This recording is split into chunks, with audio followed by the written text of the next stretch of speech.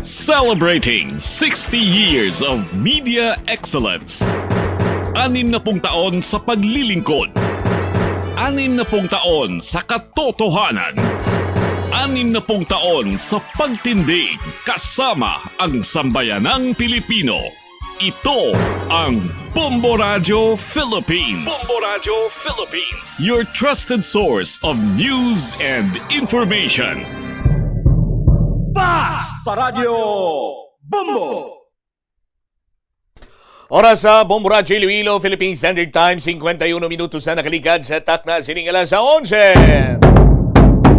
Welcome sa pagpangalagad sa Bombo Anay sa Uto sa New FM Bombo Radio Iloilo, ang flagship station sa the number one and most trusted source of news and information, ang Bombo Radio Philippines.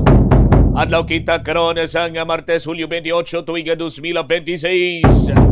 Inimulaga ni mo ang kurman, Bombo Chama Blanco Hover sa mga nagapanguna karon nga mga balita, top stories of the day.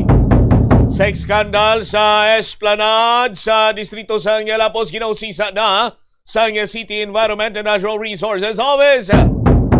Mga naulamid sa sining iskandalo lunsay mga estudyante sandig sa ginasulob sininilang uniforme. Sa Biak Kabahin, Gimbal Police Station gintugyan ng investigasyon anungod sa vandalismo sa pamunuan sa Bulutuan sa may Gimbal National High School. Ining daw kasubong may ara sa sinyales sa black magic o kung ining daw iyabala sa mga malain sining elemento or katulad sa witchcraft. Di kay may mga star, may mga triangle, may mga mata, may mga dugo kasudlan sang manok kag isa lang to no hindi gawa makalhadlukan ang teddy bear nga si Winnie the Pooh. Oh, pero may sa pagkabalo ko may pelikula nga si Winnie the Pooh nagapamatay engineer, di ba? Anyway, istoryanta na karon samtang sa kangot nga balita. Schools Division of Iloilo ginpanugyan ang sang incident or ginpangayuan sang incident report kag intervention plan ang Gimbal National High School, no? Matapos ining insidente sang vandalismo. Samtang may latest update kita karon, lalaki gintiro sang ginapayag riding in tandem sa Banwasang Anilaw, Iloilo. May mga impormasyon man kita diri Banwa nga naruya kuno ang mga senior citizen, partikularmente sa Banwa sa Nueva Valencia. Kaga countercheck ta ni karon kung nalakip ang Banwa sa Sibuna Guimaras. Ginpapauli sila kay dapat subong adlaw ang releasing sa ila sining mga pensyon bla. Tiway man gani sang formal nga announcement or any siniya nga guidelines or whatsoever. May mga mensahe lang nga nakalabot sa ila sini nga mga group chat, no, or any source of information, no, gina-countercheck naton ini karon, but ang information sina diri Banwa is that ginpapauli ang mga senior citizen kaluloy lang iban sila nagadukoy-dukoy kag nagainulan pangadaan kuno subong dito sa may area sa probinsya sa Gimaras, sa may Nueva Valencia kag area sa Sibunag. Ginpapauli sila. Kaya ang informasyon nga ginpalabot rin sa Bombo Radio, hindi lang kuno anay managtag, hindi lang kuno anay managtag sang pensyon sa mga senior citizen kay may ASF. Maligid ko di karon, engineer. Maligid gid ko di karon. Pangamo ni nga size ng estokada. Maligid gid ko. Bala na magkalingkuan ni akon nga Amerikana. Pa-dry clean ko lang liwat. Kay hindi ko ya maangot. No, sa aton sini nga mga kabombo ang labot sang African swine fever sa pensyon sang mga senior citizen. Token siya. Marumpa ganing supagos ko sang ugtas ko na sa mentalidad sa mga opisyal sa probinsya sa Gimaras. Tirumpag eh. Sala mo na yung puputsam kayo nang inugtas ka na. Pero ang punto, no, sa aton sini nga mga kauturan, No? Nga ipaiway ang tagtaga na isang pensyon sa mga senior citizen, no?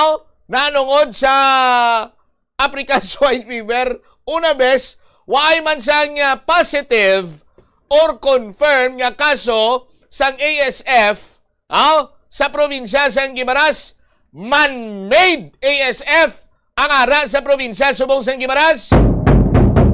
Sa aton sini nga mga kasimanwa, kanong labot karon sa mga senior citizen nga nagahangla sa ila siniyang benepisyo nagikan sa gobyerno kay nugbakal pa kuntani nila sa ila sini nga mga maintenance, no? Gatas para magbaskog ang ila sini nga mga joints, ang ila sini nga mga joints, ang ila sini nga mga tulan para bisan pa paano si Lulo, si Lula, si Tiyay, si Tiyoy maglawig-lawig man kabuhi nanda. Insat nya paiwaya ini. Kag ginangot sa African swine fever ay kalilintukin siguro. Ano ang mga paminsaron kag utok sa mga opisyalis dira? Upa? Tiyang upa ginapakaon niya sa baboy. Intro pa lang pinaugtas nyo naman ko. Engineer Leo ko gani sa nga kondira nga maintenance preparar kagang duwa ka uyab nga siksi-siksi nga mga masahi sa akon parang hindi ako magugtas karon magbalik ako. Anyway, balikan tayo ni sa aton para nga pagpangalagat diri karon sa Bombo Anay sa Auto pagkatapos ang Bombo Network News.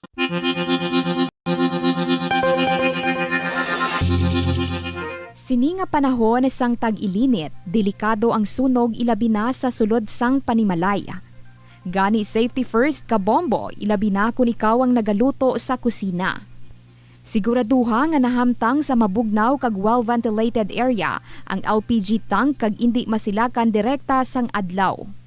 Ang sobra nga init makapataas ang pressure sa sulod sang tangke nga mahimo magresulta sa aksidente. Tsekyaron ini kung may tagas kag ipalayo sa kalayo.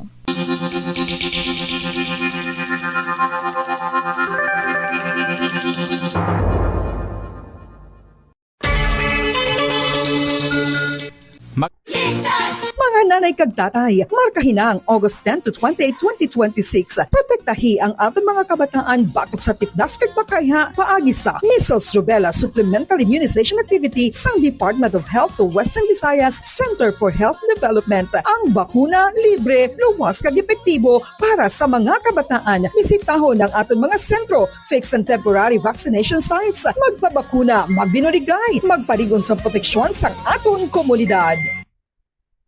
Paano ba lang makalikaw sa aksidente sa dalan? Iyari mga tips nga dapat tandaan sa tion nga nagamaneho. Una, likawan ang masaming nga pagsaylo sang linya. Ang swerving o kung pagsaylo sang lane sa isa ka delikado nga maneuver nga masaming ginatunaan sang Bombo Anay. Kung himuon ini, siguraduhon nga may bastante ang oras kag espasyo. Ikaduha, i-check ang blind spots. Years of media excellence. 60 taon sa paglilingkod. 60 taon sa katotohanan. 60 taon sa pagtindig kasama ang sambayanang Pilipino. Ito ang Bombo Radio Philippines. Bombo Radio Philippines. Your trusted source of news and information. Basta Radio Bombo! This is Bombo Network News Noontime Edition, broadcasting live at Bombo Radio Broadcast Center, Makati City, Philippines. Araw tayo ng Martes, mga kabombo, Hulyo 28, 2026. Sa ulo ng ating mga balita.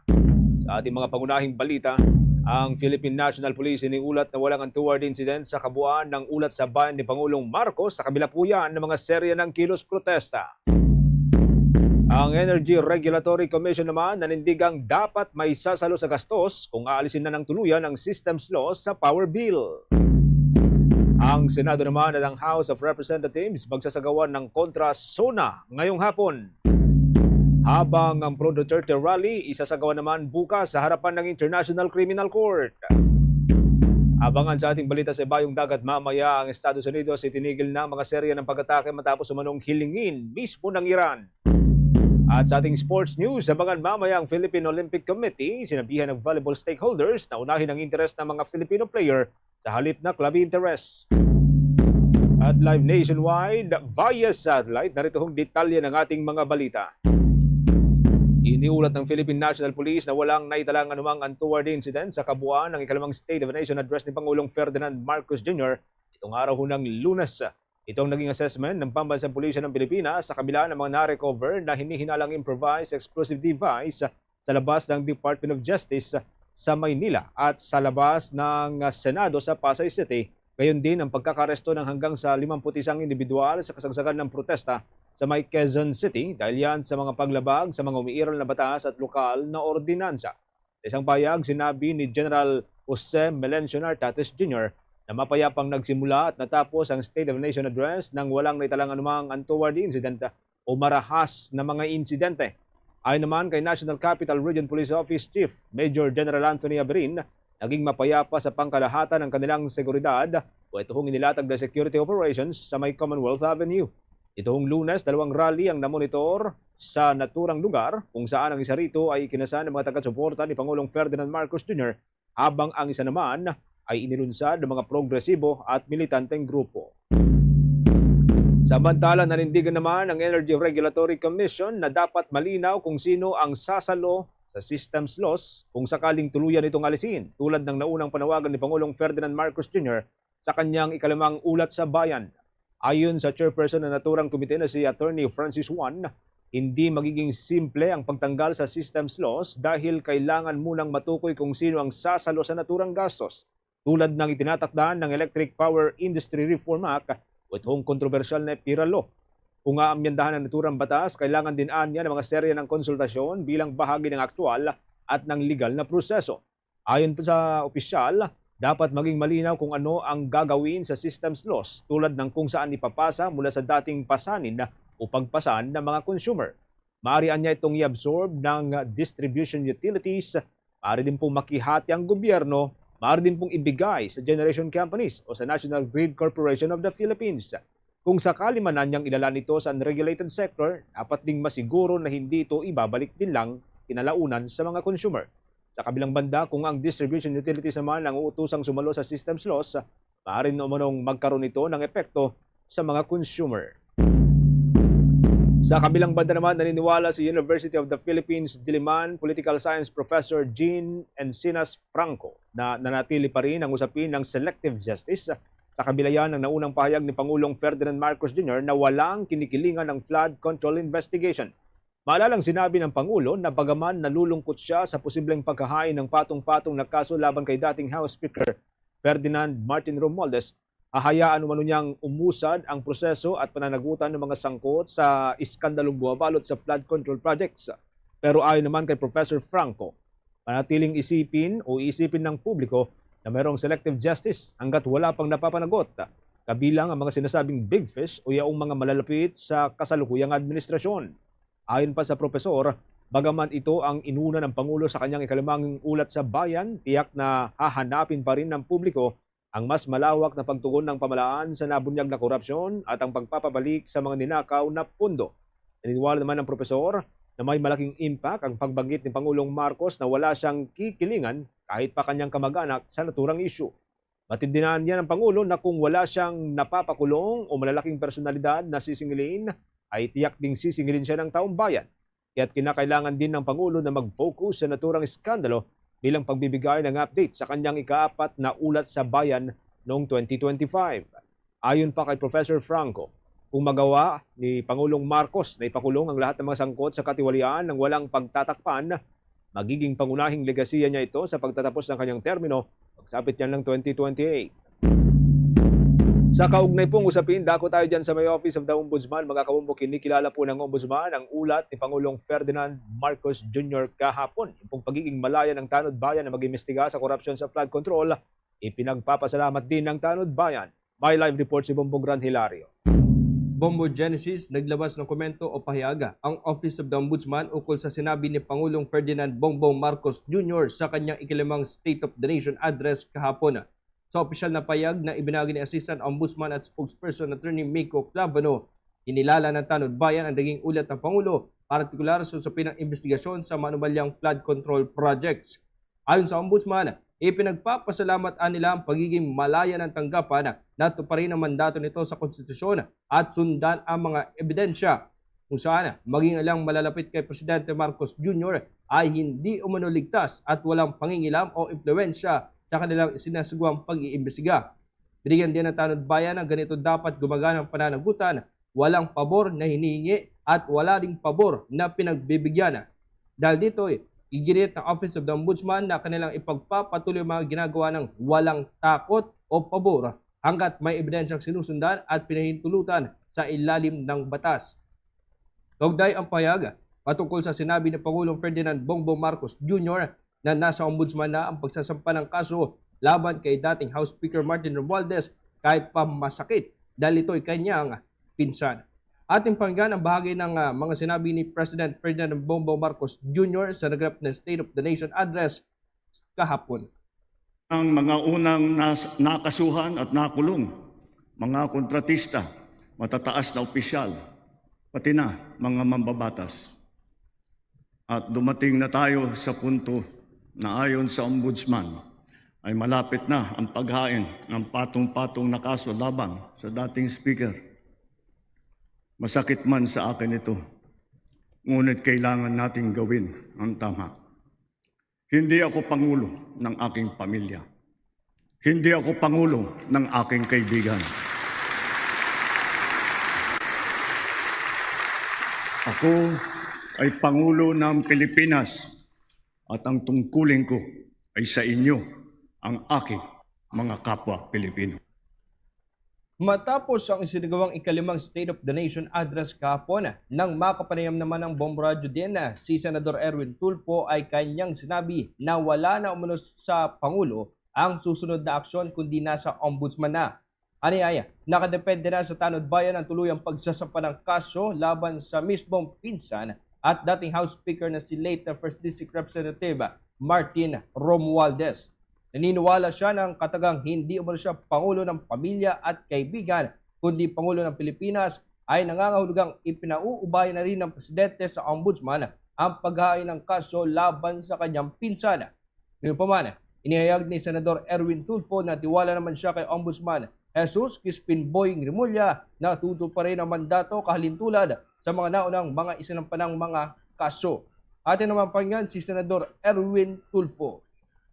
So yun po yung inaantay po ng mga kababayan natin na kasi pinsan niya, kaya ika nga sacred cow, hindi pwede. Pero we just saw the president said like malungkot man pero wala tayong magagawa dahil hindi naman ako pangulo ng pamilya ko o pangulo ng kamag-anak, pangulo ako ng republika. So ibig sabihin niya na pinaubaya niya na sa ombudsman ang pagkakaso sa kanyang pinsan.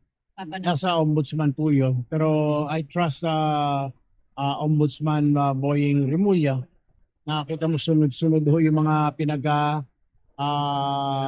pinagkakasuhan po nila. Wala na po sa kamay ng presidente yun, naka-ombudsman na po yun. Pati yung mga nasa DOJ na kaso ng mga contractor na doon na po sa kanila. Nahaharap ngayon si former House Speaker Romualdez sa ilang mga reklamo tulad ng plunder, money laundering at graft and corruption sa Office of the Ombudsman kaugnay sa flood control projects anomaly. Nag-uulat live mula sa Office of the... Yes, Bombo Genesis. Other than kay yung mga naunang na filean na ng kaso, nagkaroon ng warrant of arrest at tuluyang nakulong tulad ni na Senator Jinggoy nga dahil dito sa flood control scandal. Meron pa ba tayong inaasahan doon sa regular na pag-antabay mo dyan sa may Office of the Ombudsman? May mga malalaking pangalan pa ba na pwedeng isunod dito?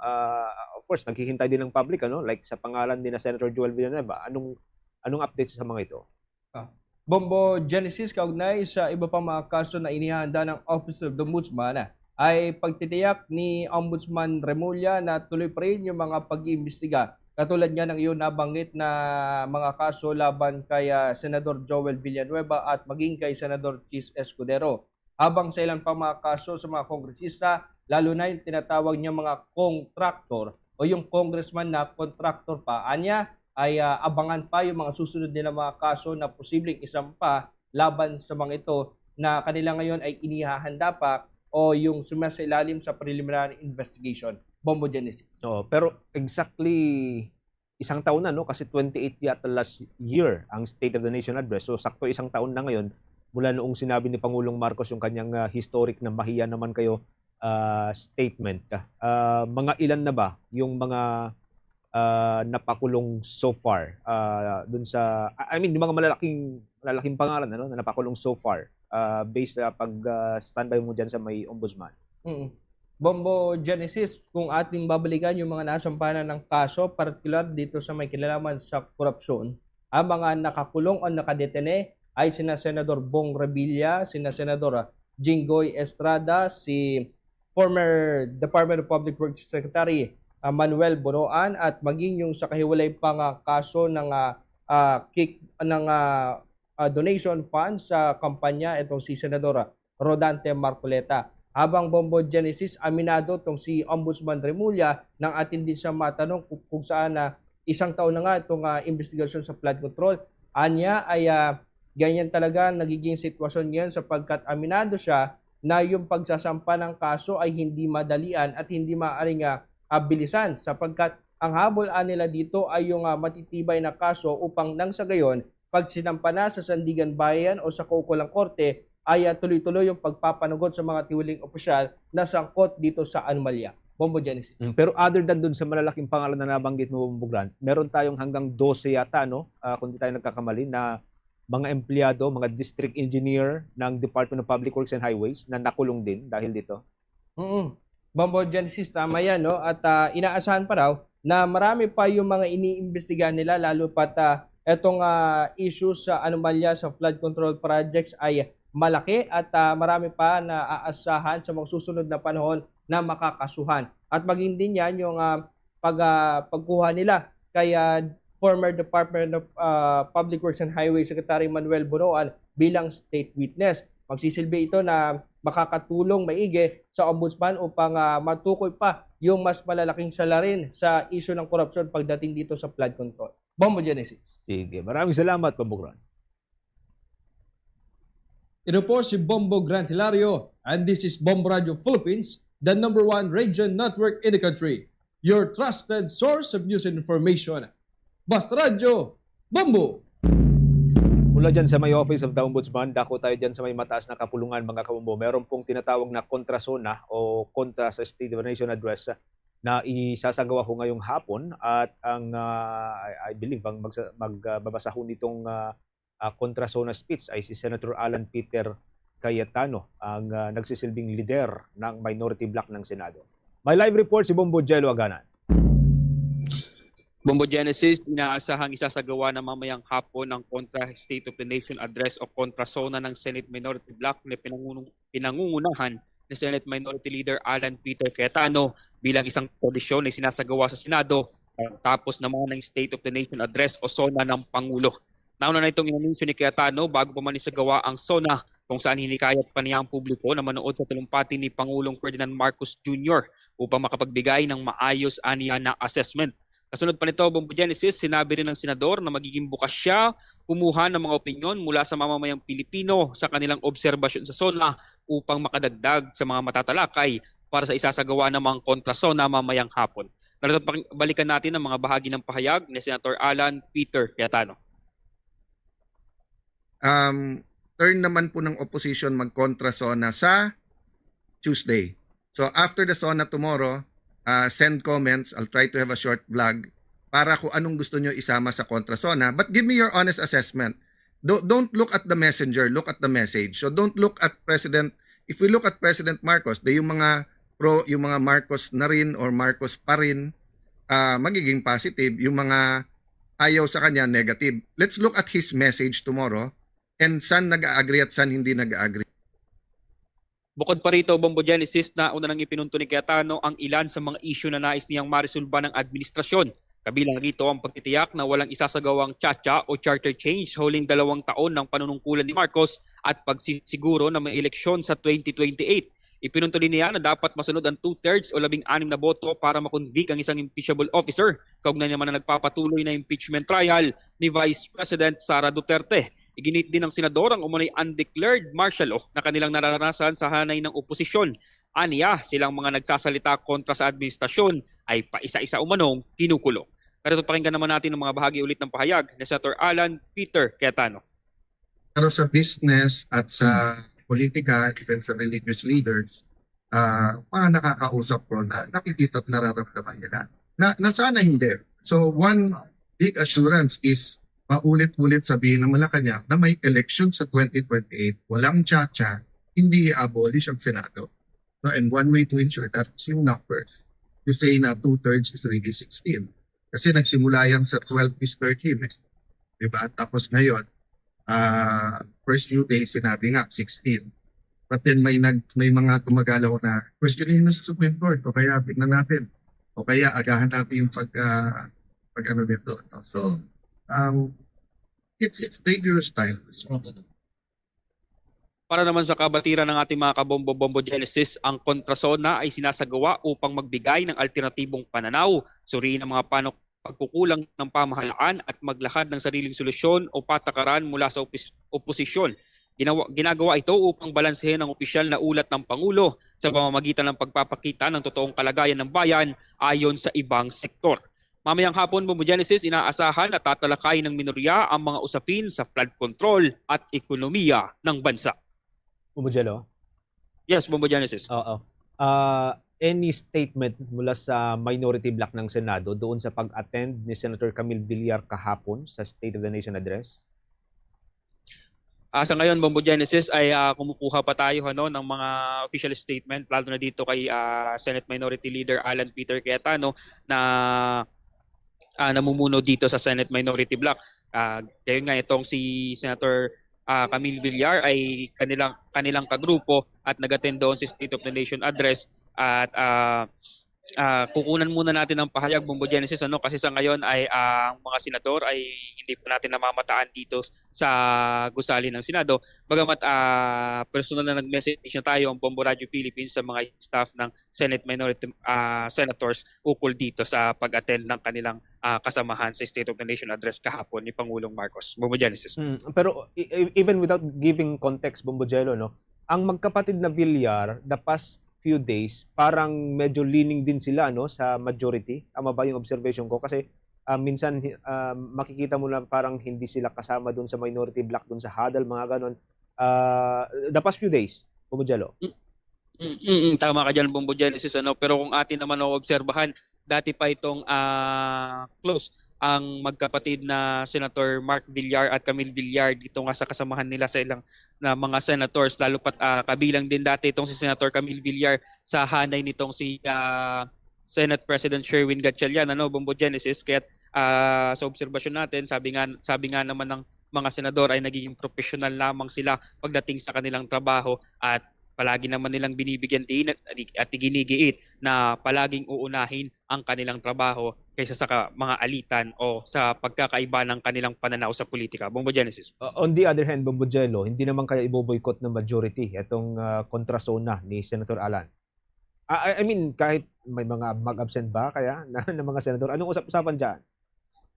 Sa ngayon ay kinukumpirma pa natin yan, Bombo Genesis, pero batay naman sa mga impormasyon na ating nakakalap mula sa ating pinagkakatiwalaang source ay wala namang magaganap na pag-boycott ngayon. Actually, in-announce pa nga yan kung matatandaan natin, in-announce yan ni Presiding Officer sa impeachment na si Senator Judge Francis Escudero na sa ngayong araw ay wala munang impeachment trial dito kay Vice President Sara Duterte para bigyan daan itong kontrasona ng minority senators. At ito na rin ang inanunsyo ni Senate President Sherwin Gatchalian. So hindi natin ina-expect na magkakaroon ng boycott, Bombo Genesis, kasi kung walang mga senador na dumalo dito, kung hindi dumalo itong mga senator natin mula sa majority bloc ay mawawalan din naman ng quorum ang sesyon ngayong hapon kaya't hindi mabubuksan. At kung gano'n ang mangyayari, Bombo Genesis, ay tila magkapareho na rin kung may boycott sa ginawa noon nitong grupo ni Senator Alan Peter Cayetano. Genesis.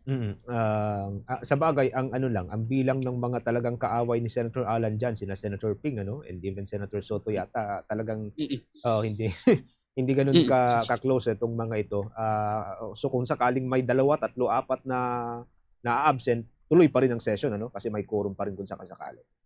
Tama ka dyan, Mumbo Genesis. Ang mga tinatarget nga lang o lagi nakakalitan itong si Senator Alan Peter Cayetano ay itong si Senator Panfiliping Lacson at bahagya niya namang pinapatutsadahan itong si Senator Erwin Tulfo bilang bagong chairperson ng Blue Ribbon Committee na nakatutok sa pag-iimbestiga naman dito sa flood control projects, lalo na't may mga nilabas na ebidensya nga na di umano itong si Senator Lacson na may ghost projects nga dito sa Taguig na dating pinagsilbihan ni Senator Cayetano bilang kongresista pa noon, Bobo Genesis. Okay, maraming salamat, Bombo Jello.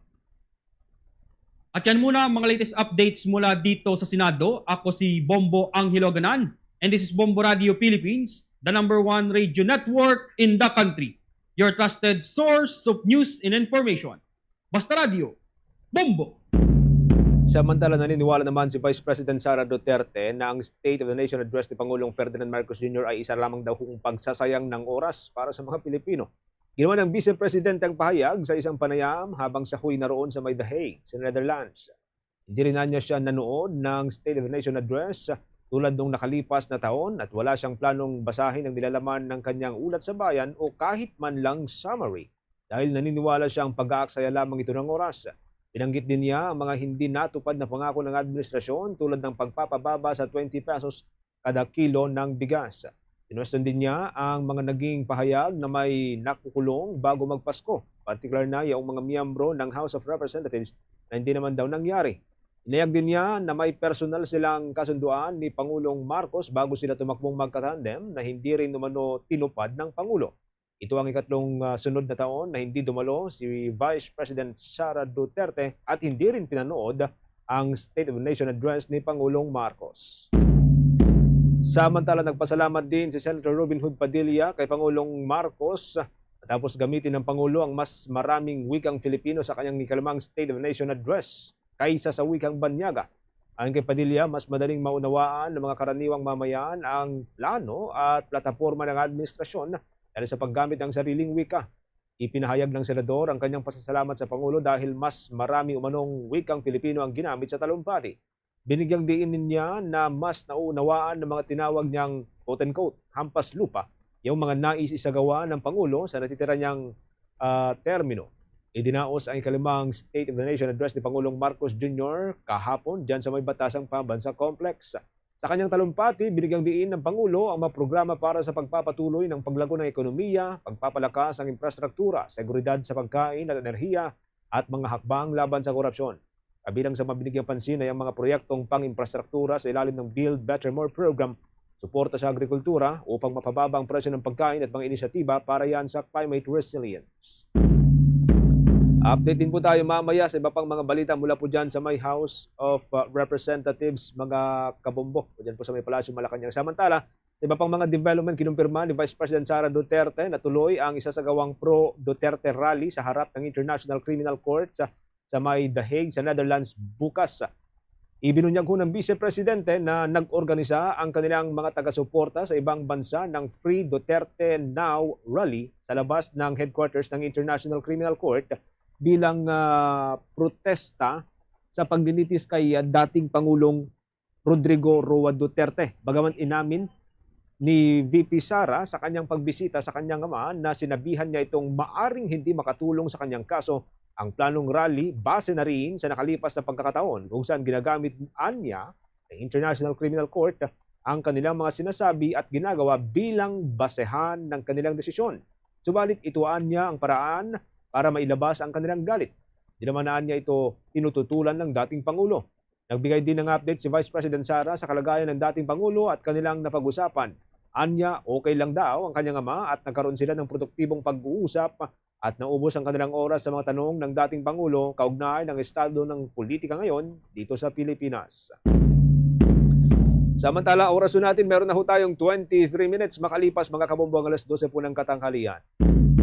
Nagpahayag ang National Power Corporation ng kahandaang tumulong para sa pagpapatatag ng power sector sa Pilipinas. Ito ay bilang suporta sa naunang pahayag ni Pangulong Ferdinand Marcos Jr. na magkaroon ng mas ligtas, maasahan at sustainable na sektor ng enerhiya sa bansa. Ayon sa state-owned corporation, handa itong lawakan ng serbisyo nito para magkaroon ng mas kalidad na electrification program, palawakin ng paggamit ng solar energy, paggamit ng battery storage system at yaong mga off-grid na lugar at mga liblib na komunidad at iba pang pamaraan. Nagpahayag din ito ng kahandaan para mabawasan ang pagdepende ng Pilipinas sa diesel o krudo at mapatatag ang supply ng kuryente. Ang National Power Corporation ang legal na tagamahala o tagapamahala sa Bataan Nuclear Power Plant. Itong plantang itinayo sa probinsya ng Bataan para sana sa kauna-unahang nuclear energy ng Pilipinas noong pong panahon ni dating Marcos Sr. Ayon sa National Power Corporation, patuloy nitong pangangalagaan ng mga pasilidad habang naipag-ugnayan sa Department of Energy at iba pang development partners sa pag-aaral ng mga makabagong teknolohiya tulad ng hydrogen power. Unang sinabi ni Pangulong Marcos sa kanyang State of the Nation Address, nalalawakan ng kanyang administrasyon ang paggamit ng renewable energy, nuclear energy at hydrogen technology para mapalakas ang long-term energy security dito sa ating bansa. Update pa rin po tayo sa reaksyon, mga kabombo ng iba't ibang sektor dito sa naunang State of the Nation Address ni Pangulong Ferdinand Marcos Jr. Ayon naman sa Commission on Elections sa pamagitan ni Chairman Garcia, yung pong pagkakabanggit ni Pangulong Marcos doon sa halalan sa Bangsamoro Region sa kanyang State of the Nation Address, senyales na wala ng hadlang para sa halalan. May live report si Bombo Isa Cotoner. Bombo Genesis, positibong tinanggap ng Commission on Elections ang pagbanggit ni Pangulong Ferdinand Marcos Jr. sa nalalapit na Bangsamoro Autonomous Region and Muslim Mindanao Parliamentary Elections sa kanyang ikalimang State of the Nation Address. Ayon kay Commission on Elections Chairman George Erwin Garcia, malinaw na ipinapakita ng pahayag ng Pangulo na wala ng hadlang sa pagsasagawa ng kauna-unahang regular na parliamentary election sa BARM na nakatakda sa Setyembre 14. Matatandaang sa kanyang talumpati kahapon, tiniyak ni Pangulong Marcos na handa na ang poll body, mga law enforcement agency, volunteers, deputized agencies at iba pang mga stakeholder upang matiyak na magiging mapayapa, maayos at kapani-paniwala ang halalan. Sinabi rin ng Pangulo na ang unang regular na BARM parliamentary elections ay isang mahalagang hakbang sa pagpapatupad ng Comprehensive Agreement on the Bangsamoro Alinsunod Yan sa Republic Act No. 12317. Kaugnay niyan, pakinggan natin ang tinig ni Commission on Elections Chairman George Erwin Garcia. Natutuwa tayo, ang ganda ng kakadeliver, ang ganda ng mga contents. Maaaring may mga nakaligtan o may mga hindi naisama. Pero overall, masasabi naman natin yung mga importante sa buhay ng mga Pilipino, kuryente, kalusugan, pagkain, trabaho, edukasyon. Naisama naman na halos lahat doon sa speech at maganda yung kanyang mga nabanggit, yung mga report na nangyari at yung mga gagawin pa natin. Dito naman sa Bangsamoro, natutuwa kami dahil nabanggit yung Bangsamoro. Isa lang ang ibig sabihin nito, tuloy na tuloy ang ating halalan. Sa September 14, wala na po itong kahit lang hadlang pa.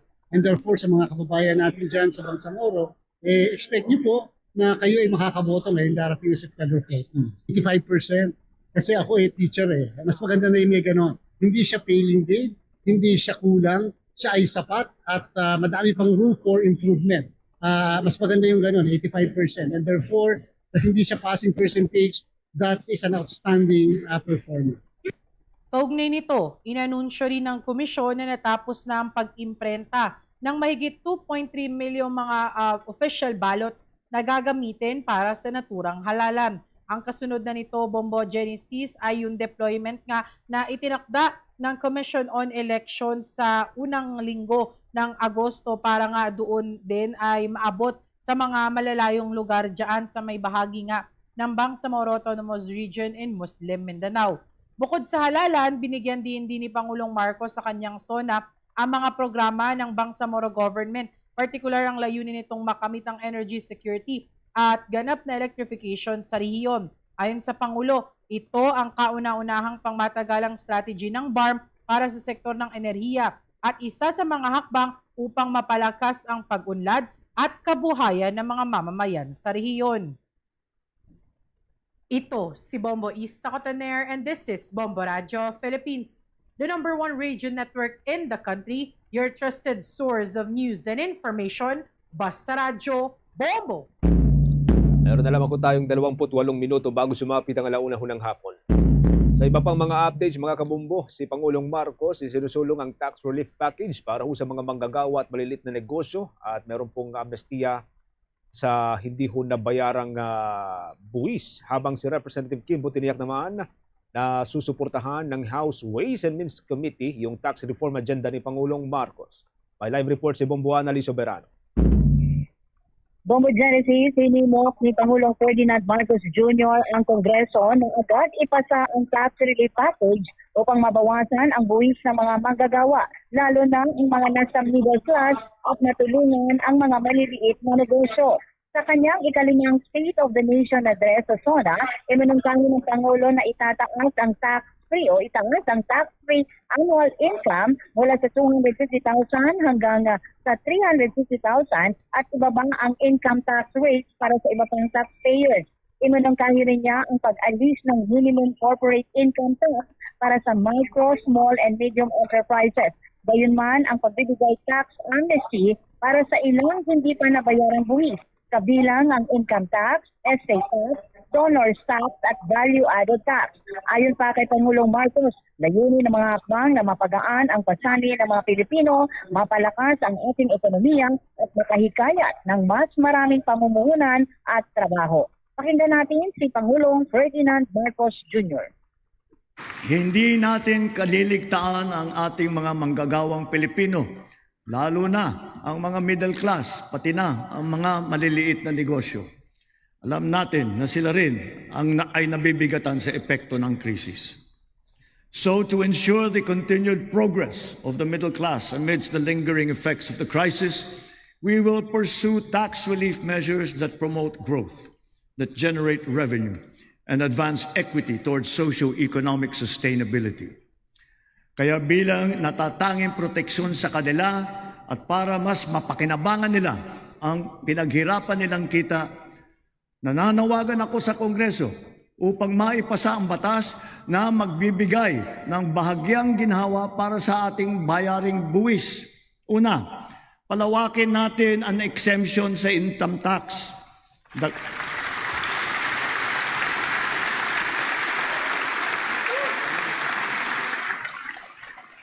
Dagdagan natin ang mga manggagawang malilibre sa buwis sa kanilang kita. Isasama na natin ang mga kumikita ng hindi lalagpas sa 350,000 pesos kada taon. Ipinahayag naman ni House Committee Ways and Means ang suporta ng panawagan ni Pangulong Marcos na ipasa ang tax reform package at nangakong agad itong tatalakayin ng Kongreso. Ayon kay House Ways and Means Chairman at Marikina Representative Miro Kimbo, suportado ng komite ang pagtaas ng tax-free annual income at pag-alis ng minimum corporate income tax para sa micro at small enterprises. Tiniyak ni Kimbo na makikipagtulungan ang komite sa Department of Finance, Bureau of Internal Revenue at iba pang ahensya upang mapabilis ang pagpasa ng mga panukala na layong magbigay ginhawa sa mga manggagawa at negosyo. Mula dito sa House of Representatives, Bombo Alangin Montaño Soberano nag-uulat. And this is Bombo Radio Philippines, the #1 radio network in the country. Your trusted source of news and information. Basta Radio, Bombo! Oras natin, meron na lamang ko tayong 24 minutes bago po sumapit mga kabombo ang alauna ho ng hapon. Sa iba pang mga development, nagpahayag ho ng kagalakan ng Mindanao Development Authority doon sa naunang pangako ni Pangulong Ferdinand Marcos Jr. na tuloy na ang unang halalan sa may Bangsamoro Autonomous Region in Muslim Mindanao. Una hong binanggit ni Pangulong Marcos ang naturang issue sa kanyang ikalimang State of the Nation address kahapon, kasabay po yan ng kanyang pangako na susuportahan ng kanyang administrasyon ang paglago ng ekonomiya sa Bangsamoro Region. Ayon naman kay Mindanao Development Authority Chairperson Leo Tereso Magno, ang pagbanggit ng Pangulo sa kanyang suporta sa paparating na kauna-unahan na Bangsamoro parliamentary elections ay isang malaking suporta para sa mga mamamayan ng Mindanao.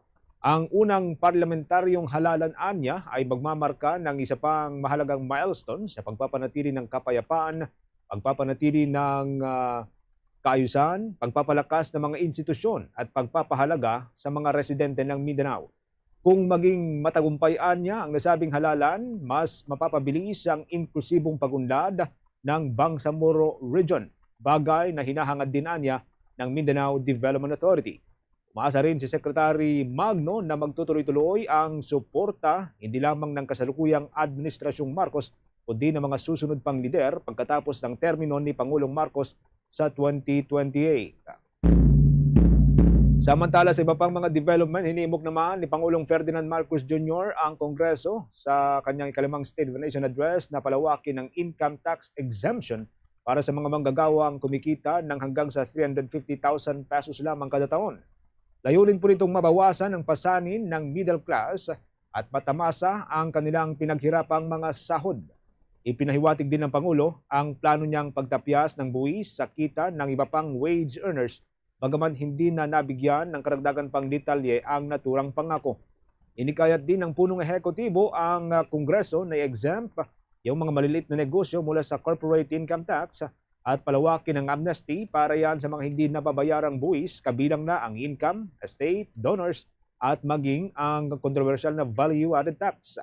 Sa kasalukuyan, exempted po sa buwis yung mga manggagawang Pilipino na may taunang kita na mababa pa sa 250,000 pesos habang 20% naman ang ipinapataw na buwis kapag mas mataas sa naturang halaga. Subalit sa ngayon, hindi kabilang ang pag-amyenda ng National Internal Revenue Code, particular na ang pagtaas ng income tax exemption ceiling sa 20 o 52 na mga priority bills ng Marcos administration. Sa kabilang banda, hindi ramdam ng Ibon Foundation ang umano'y sinasabing pasabog sa ikalimang State of the Nation Address ni Pangulong Ferdinand Marcos Jr. Ayon naman kay Sonny Africa, ang nagsisilbing Executive Director ng Ibon Foundation, maganda naman ang ilang inanunsyo ng Pangulo gaya ng pagpapatigil sa paniningil ng systems law sa kuryente. Ngunit itinuturing lamang niya itong maliliit na development. Binanggit din ni Africa na naiwan na ang mga malalaking issue na dapat natugunan, particular ng mabagal na paglago ng ekonomiya ng ating bansa. Nakukulangan din siya sa pagpapanagot sa mga sangkot sa katiwalian, lalo na sa mga manumalyang flood control project na matagal na anyang isinusumbong ng iba't ibang sektor.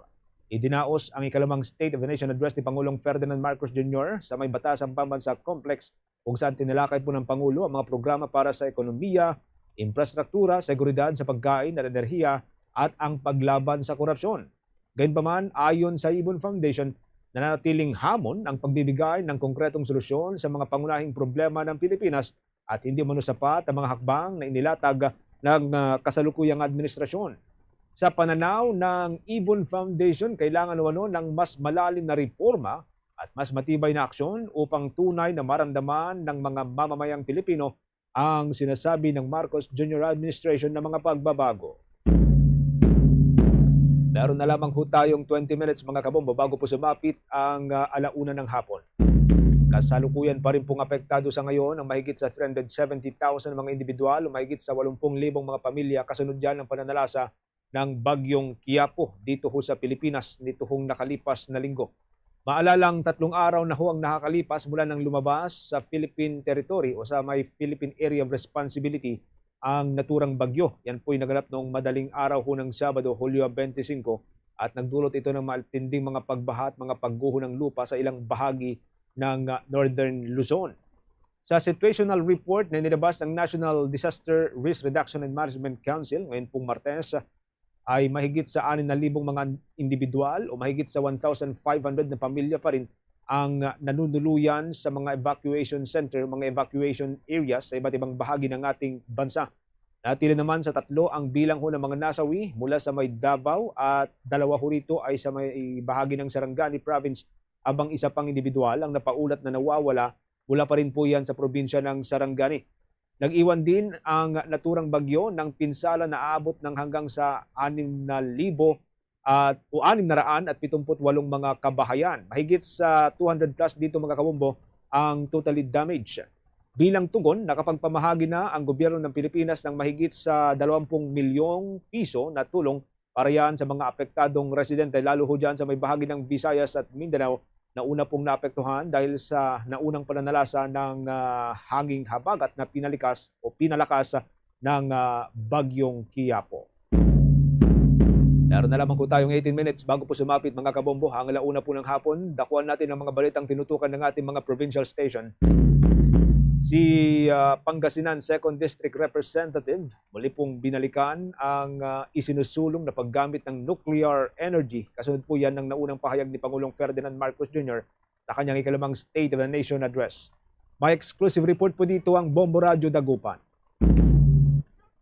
Ikinagala ni Pangasinan 2nd District Representative Mark Wangco ang muling pagsusulong ni Pangulong Ferdinand Marcos Jr. ng paggamit ng nuclear energy bilang alternatibong pinagkukunan ng kuryente sa bansa. Ayon kay Wangco, matagal na niyang isinusulong ang nuclear energy bilang isang pangmatagalang solusyon upang matugunan ang lumalaking pangangailangan ng bansa sa supply ng kuryente at mapalakas ang energy security. Matatandaan na sa kanyang SONA 2026 o State of the Nation Address, kinilala ni Pangulong Ferdinand Marcos Jr. ang kahalagaan ng nuclear energy bilang bahagi ng pangmatagalang plano ng pamahalaan upang matiyak ang sapat, matatag at maaasahang supply ng enerhiya para sa mga Pilipino. Sinabi pa ni Wangco na kasabay ng pagsusulong ng nuclear energy ay titiyakin din ng pamahalaan ang kaligtasan ng teknolohiyang ito at ang wastong pagpapaliwanag sa publiko hinggil sa mga benepisyo nito. Aniya, hindi lamang sa sektor ng enerhiya makatutulong ang nuclear technology, kundi maging sa larangan ng medisina, agrikultura at iba pang mahalagang sektor na makakapag-ambag sa pag-uunlad ng bansa. Matagal na pong dapat yan. Tignan niyo yung Strait of Hormuz nung binlakade ng Iran. Ano nangyari? Ang ating panggatong sa mga power plant natin galing Indonesia by barko, kung i-blockade ng China sa West Philippine Sea, o di paano yung national security natin, economic security, energy independence, patay lahat yan. Pag nuclear, yung 18 buwan na fuel nasa loob po ng reactor. Para sa Bombo Network News, narito sa lalawigan ng Pangasinan, Bombo Mayra Resile nag-uulat. This is Bombo Radio Philippines, the #1 radio network in the country, your trusted source of news and information. Basta Radio, Bombo!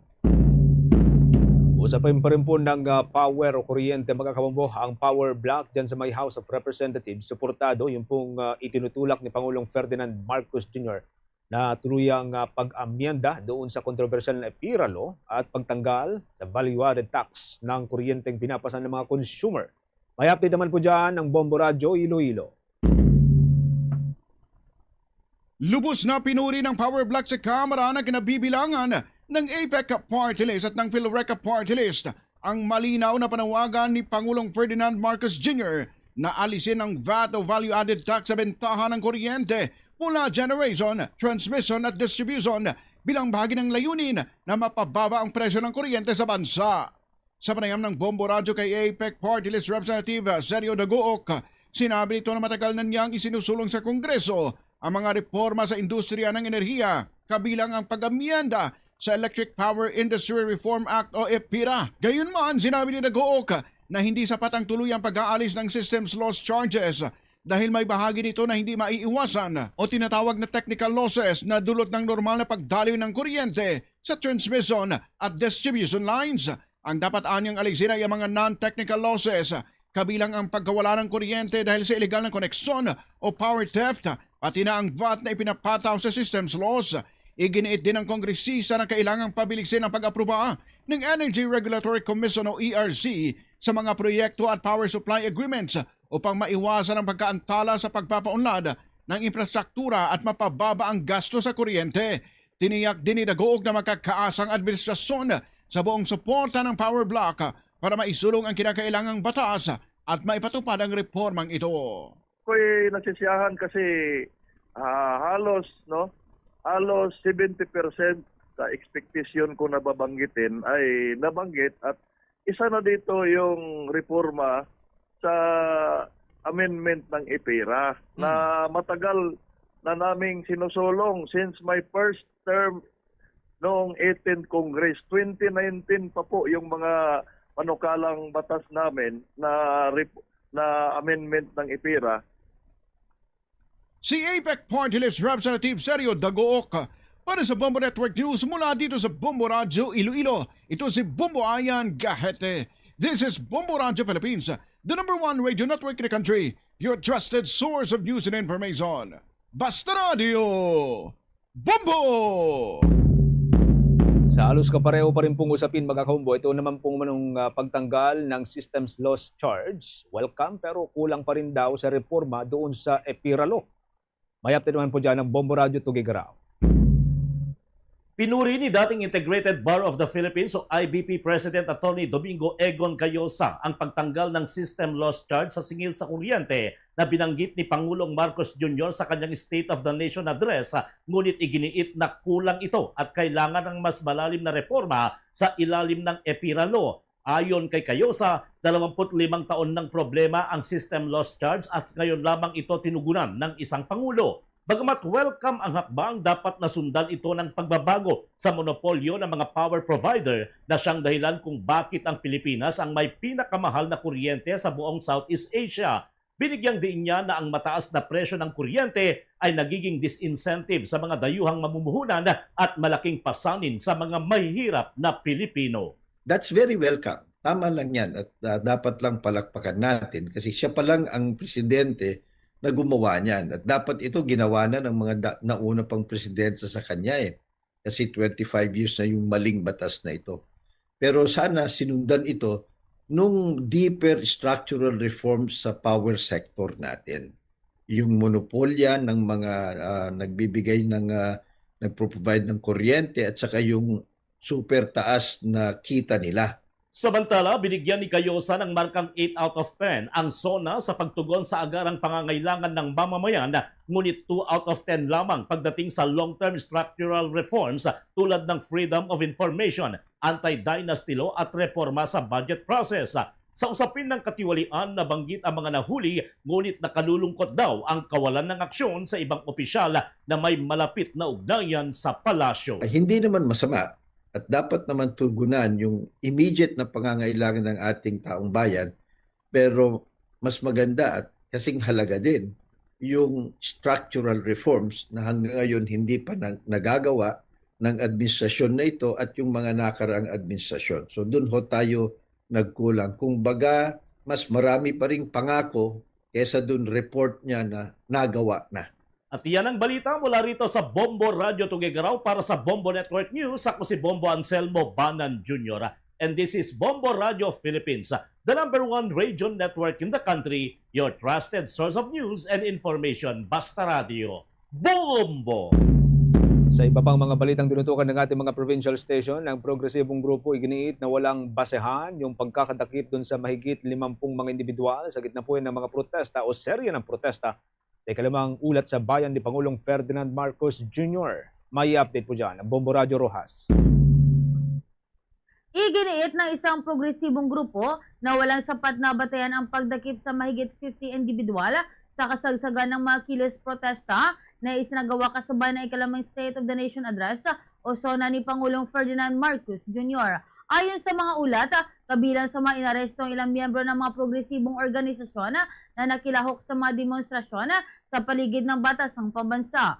Sa panayam ng Bombo Radio Rojas kay Franz Castro, former ACT teacher sa party list, sinabi nito na walang legal na bastihan ang ginawang pag-aresto sa mga nagpo-protesta. Aniya, marami sa mga dinakip ang hindi man lamang ipinaalam kung anong particular na batas ang umano'y kanilang nilabag sa kabila ng mapayapang pagsasagawa ng kanilang protesta.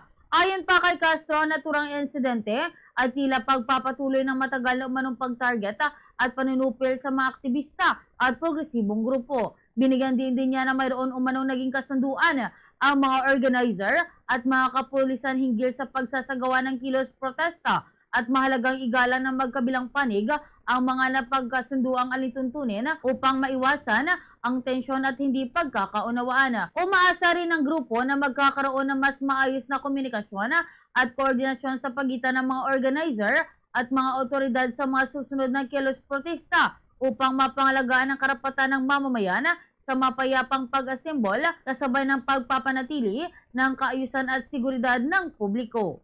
Ay tingin ko ay paglabag ito sa karapatan dahil kukuhanin mo sa gitna ng rally na meron namang permit yung rally na yon, etc. na walang malinaw na ikakaso, no? Malamang bibigyan niya ng mga trump up cases na katulad ng ginagawa nila.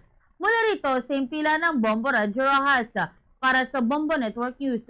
Ito si Bombo Gemelius Deli and this is Bombo Radio Philippines, the #1 radio network in the country. Your trusted source of news and information, Basta Radio, Bombo. Ang alyansa naman ng mga nagsusulong ng federalismo sa Pilipinas, binigyan lamang po ng hanggang sa 4 na grado ang 4 na taong panunungkulan ni Pangulong Ferdinand Marcos Jr. May update po dyan ng Bombo Radio Cagayan de Oro. Ginawa na ng gradong 4 si Pangulong Bongbong Marcos ng Alliance of Advocates of Federalism in the Philippines para sa kaniyang 4 na taong pamumuno sa bansa. Ayon kay Attorney Nazir Inawat, National President ng Alliance of Advocates of Federalism in the Philippines, mas magiging mabigat ang kaniyang report kung may resulta sa kaniyang ibinulgar na iskandalo sa korupsyon sa pondo ng flood control projects ng Department of Public Works and Highways. Dagdag nito, dapat magpatupad ng mga konkretong hakbang si Marcos laban sa kahirapan kung nais niyang mabawi ang tiwala ng publiko. Kasi gagawin niyan, banner story na naman yan. Banner kwan yan. And then to answer yung mahiya naman kayo, wala siyang may sagot eh. Dahil nandiyan yung mga kongreso na subject ng floodgate lahat, scandal. Gusto niya bumawi, mag-concentrate siya sa mag-advocate, magpa siya ng mga new policies to address the pressing problem of the country. Siguro, mga 3 to 4 lang yun eh. Kasi nagka-problema tayo niyan. Ha? Ang dami nating problema. Si Attorney Nazir Inawat, National President ng Alliance of Advocates of Federalism in the Philippines. Mula Bombo Radio Cagayan de Oro, ito si Bombo Jane May Abulag, and this is Bombo Radio Philippines, the #1 radio network in the country, your trusted source of news and information. Basta Radio, Bombo! Bombo International News. Sa ating balita sa ibayong dagat, itinigil na ng Estados Unidos ang mga pag-atake nito sa may bansang Iran sa kahilingan daw mismo ng kanilang rehimen, ayon kay US President Donald Trump. Sa isang payag, habang lula ng Air Force One, sinabi ni Trump na maayos na nakiusap ang Iran na itigil na ang mga serye ng pag-atake at inalok na magkita sila. Subalit nagbabala si Trump na ipagpapatuloy pa rin nila ang mga pag-atake sakaling mabigo ang dalawang panig na makabuo ng panibagong kasunduan para sa ceasefire o sa tigil putukan. Samantala sa panig naman ng Iran, nilinaw ni Foreign Minister spokesperson Ismail Baghai na walang kasalukuyang negosasyon sa pagitan nila at ng Amerika. Sa kabila po ng pahayag ni Trump na itinigil nila ang pag-atake sa Iran upang bigyang daan ang mga pag-uusap para yan sa ceasefire deal. Hindi rin anya nila hahayaan ang US na magdikta ng timing ng naturang digmaan o timing ng kapayapaan. Samantala, makipagkita naman sina Ukrainian President Volodymyr Zelensky at Israeli Prime Minister Benjamin Netanyahu kay US President Donald Trump sa magkakahiwalay na pulong sa White House ngayon pong Martes, Hulyo 28. Nakapokus sa mga pagpupulong sa tatlong lider sa kaguluhan sa may Ukraine at kaguluhan dyan sa may gitnang silangan ng Middle East. Ayon sa isang opisyal ng White House, makipagkita si Trump kay Netanyahu para talakayin ang gyera sa may Iran, gayon din ang pag-usad ng negosasyon sa Lebanon at pag-uusap para sa pagpapalawig ng Abraham Accords o itong peace deal na naglalayong magkaroon ng formal na ugnayan at pagkaibigan sa pagitan ng Israel at ng Arab countries. Inamin naman ni Trump na hindi sila ganap na nagkasundo nitong si Netanyahu pagdating sa Iran, subalit na tiling magkapareho ang pananaw ng dalawang nabanggit na lider. Samantala sa pakipagpulong naman ni Trump kay Zelensky, tatalakayin ng dalawang lider ang nagpapatuloy na peace process sa pagitan ng Russia at ng Ukraine. Ayon sa US official, panahon na para wakasan ang gyera sa pagitan ng dalawang bansa. Ito ang araw ng Lunes, ipinagwalang bahala lamang ni US President Trump ang alegasyon ni President Zelensky ng Ukraine na nagbibigay ang Russia ng intelligence sa Iran kaugnayan ng military bases ng Amerika. Bombo Sports News. Sa ating sports news, sa ginanap na General Assembly noong araw ng Lunes na ipinatawag ng Philippine Olympic Committee sa Manila, kusang loob na nagbitiw sa pwesto ang lahat ng mga miyembro ng board ng suspendidong Philippine National Volleyball Federation. Ito ho yung controversial na PNBF. Ito na ang unang hakbang upang tuluyang muling mabuo iyong federasyon kasunod ng suspension ng International Volleyball Federation dahil yan sa mga isyu ng pamamahala o liderato. Kasabay nito ay pinapirma ang humigit kumulang 40 kinatawan ng mga club, liga at mga eskwelahan sa isang affidavit of undertaking. Nilinaw sa dokumento na ang pambansang interes at ang kapakanan ng mga atletang Pilipino ang dapat mangibabaw kumpara sa komersyal na agenda o interes ng mga club. Ayon kay Philippine Olympic Committee President Abraham Bembol Tolentino, ang layunin nito ay magkaroon ng inklusibong pamamahala kung saan kasama na sa bagong 13-member board yung mga kinatawan mula sa iba't ibang grupo at mga liga at pati na rin yung mga mismong atleta. Nasang magkakaroon muli ng susunod pang pulong sa darating na Agosto 10 para sa pagkahanda ng isang bagong halalan. Sa ngayon, pansamantala po ang POC o ang Philippine Olympic Committee muna ang tumatayong caretaker ng lahat ng aktibidad ng volleyball dito sa Pilipinas.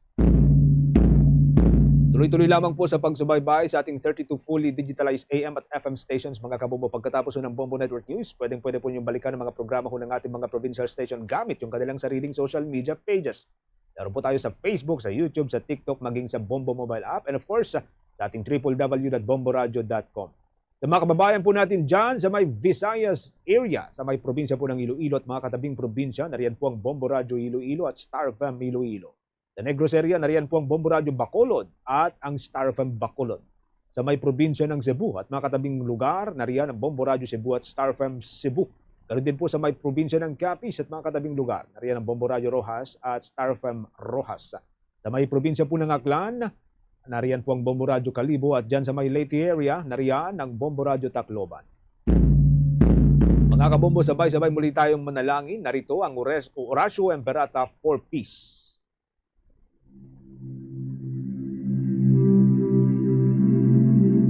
God, our Heavenly Father, Lord of peace and justice, we humbly come before you during this time of escalating geopolitical tensions in our part of the world. Through the years, you have sustained our faith in you as a nation. It is our faith in your divine providence that has made us survive the countless natural and human-caused calamities that have come our way in our history as a people. Spare us, Lord, from the horrors of war. Hear our pleas as we cry out to you. Have mercy on us, Lord. Rescue us from the malevolent forces that influence world leaders.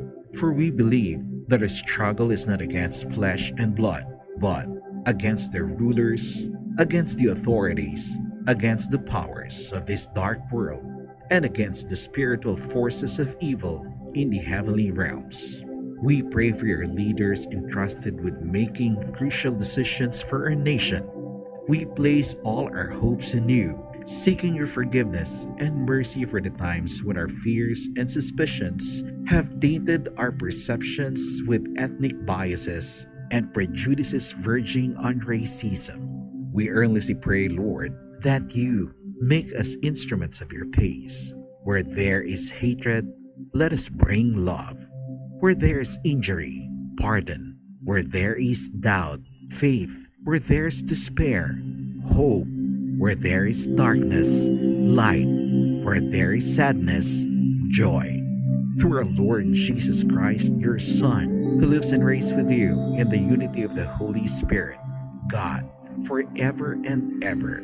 Amen. Our Lady, Queen of Peace, pray for us. Saint Michael the Archangel, pray for us. Saint Joseph, pray for us. Saint Francis of Assisi, pray for us. Saint Lorenzo Ruiz, pray for us. Saint Pedro Calungsod, pray for us. Yan na pong kalipunan ng ating balitaan para sa pangtanghalang edisyon ng Bombo Network News, ang back-to-back winner sa Catholic Mass Media Awards bilang Best News Program. Larito sa News Center Makati, this is Bombo Radio Philippines, the #1 radio network in the country, your trusted source of news and information, Basta Radio. Bombo!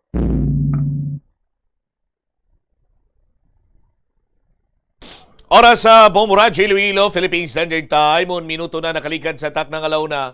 Balik na diri sa pagpangalagad sa Bombo Hanay sa udto sa DYFM Bombo Radio Iloilo. Nabutang karon sa iskandalo ang isa sa mga proyekto sa syudad sa Iloilo nga kuntani maghatag sa katahom or nagapatahom sa aton siniya nga palibot sa syudad, no? Nga nagakonektar sa nagkalinain siniya nga distrito diri sa palibot sa syudad sa Iloilo. Manami hangaw-hangawan, may mga Zumba activities dira, may mga naga-exercise, may mga naga-running, naga-walking, no? Amo kung tani sina ang mayor siniya Banwa nga katuyuan sining Esplanade Project.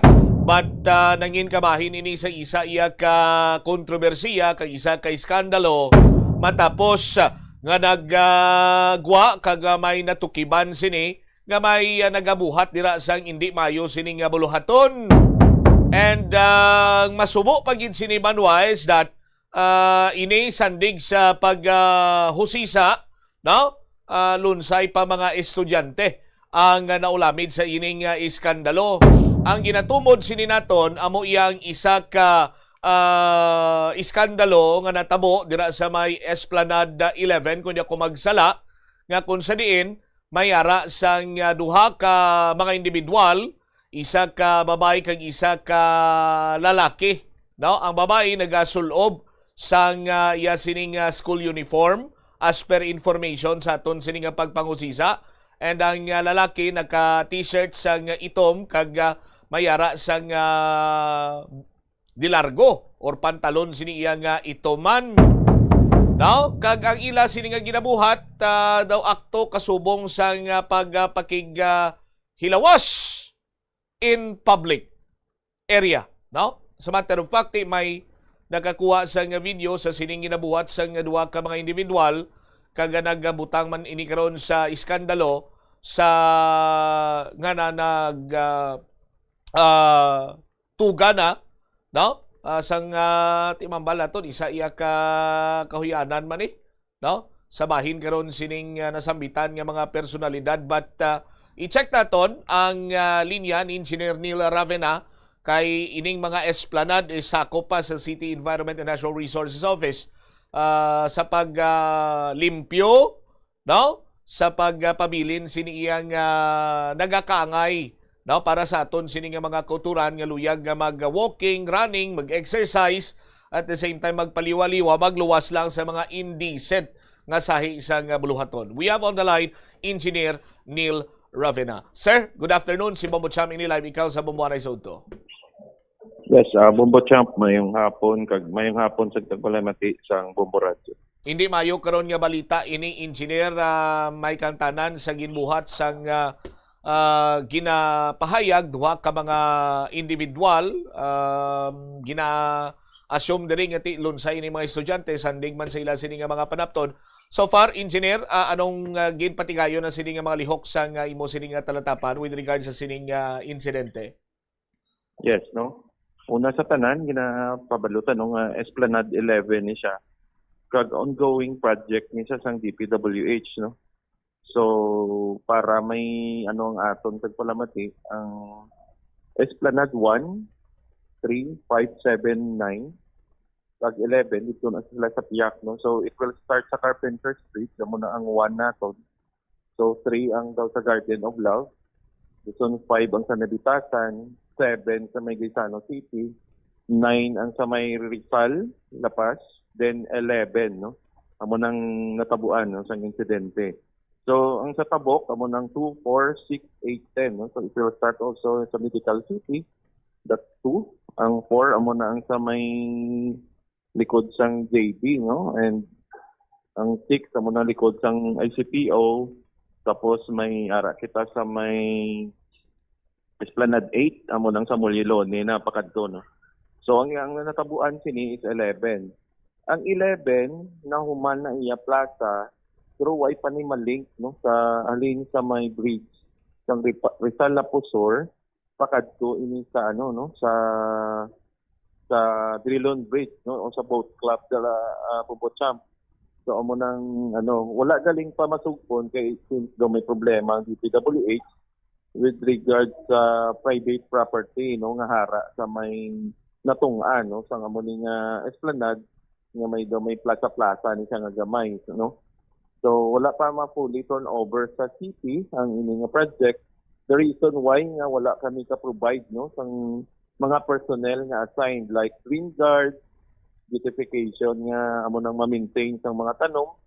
So wala pa balaan ma fully turn over ang amo sige nga Esplanade 11 kay bago lang ni ginobra kaga wala pa matapos no. So however regardless kung kung na-turn over o wala, I think we need to take over kaga na naton no i-maintain na ron na naton. Kay naglagba ng hilamon, nagdamol ng mga vegetation dito. So what we did is ang aga ni ginpalimpyuhan pa, na sa atong beautification, ginasainan ta na nga may mga truck. And we coordinated with Colonel Garbanzos no nga kung pwede marondahan na sa Green Guard and mag-coordinate man kita sa barangay no.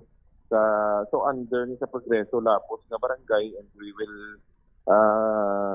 assign staff nga magkadto dito sa ila barangay kag pwede Manila no ma-check from time to time para marondahan man sa ila tanod. So the mayor also instructed me nga dapat madala siya no included siya sa pag-install sang CCTV camera sa area but however sa inspection ko wala sang sang distribution line no wala sang talakdan wala sang kuryente.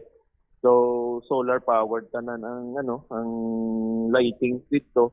So I will be recommending also to the mayor nga dapat solar powered man niya CCTV ang ibutang. So amo ning aton mga aksyon Bubotchamp kag sa aton Tagkulamati.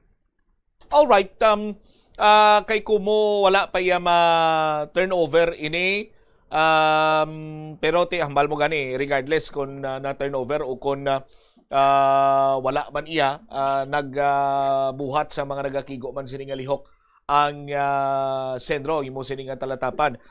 Samahin karon sa pagtumod sa sining mga individual engineer may ara man kamo sa ginapatigayon sining mga nagakigo nga pagpangusisa.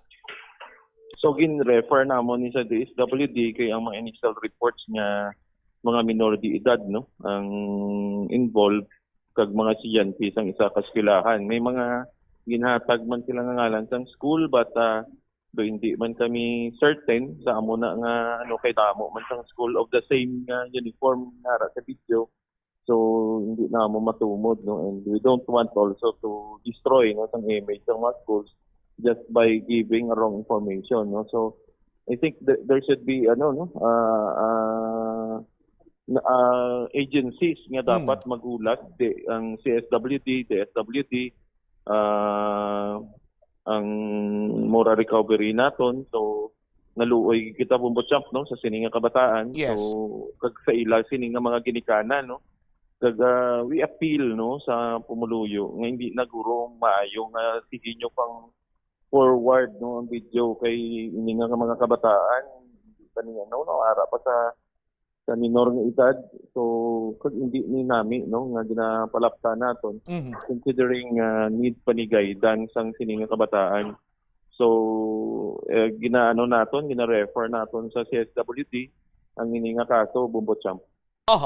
Pero ining area may mga nagakanto na ginman dira nga mga tawo abi engineer para nga pwede sila makaagi laktod or maka-jogging or maka-walking dira. May mga nagapadulong na ginman dira or amo lang tong chimpo nga bisan adlaw kay kumo duway na sa may nagasayo dira iya nga tawo amo to kag dito ang duway nagaplastar engineer. Yes, actually kung gusto mo magkadto sa sining area maagi kagid sa boat club sa ilang alagyan and makita ka or masitaan kagid no kasi ang agyan mo daw private ano na siya area. However, based sa amon nga mga information, ang dito sa Taytay nga esplanade nga sugpon niya, pwede ka kaagi, no? Pwede ka kalakat from that point. May banas nga pakadto dito, but mataklas ka sa Kudal. Mataklas ka sa grills, no? Nga ara sa Esplanade Plaza nga ini. So, most probably, dito ni sila nag-agi, nagtaklas, no? So, however, wag sila siguro nakabalo nga daw may area, balaan nga daw parking area, wherein nga makita sila kung dira sila magano. Kay facing sila towards sa sa Lapos area Kay may tabo na siya nga daw concrete. So hindi ka to makita sa Molye side. So amo nang wala pa matapos, kay dapat nakalink ni siya. The reason why nga mabudlayan man ang nagaronda na da nga Green Guards kay hindi siya connected sa Rizal Lapos Sur nga nga esplanade. So but the plan is i-link kina siya, no? Isugpon kina siya pakadto sa sina nga area nga daw plaza Bombo Jam. All right. Subong ining pag-coordinate mo man sa bahin sang post mo sa kay former Colonel Garbanzos. San maka-deploy dayon tawo engineer or hulaton pa na nga i-turnover ina until hasta nga maka-deploy sang tao dira or before mag-deploy ka tao rather? Yes, kay na sang aga no nag-deploy na personnel man nga na-deploy. So we suggested kay Colonel Garbanzos na turnover man wala, we need to take over siguro, we need to provide gid sang marunda sa Green Guard no.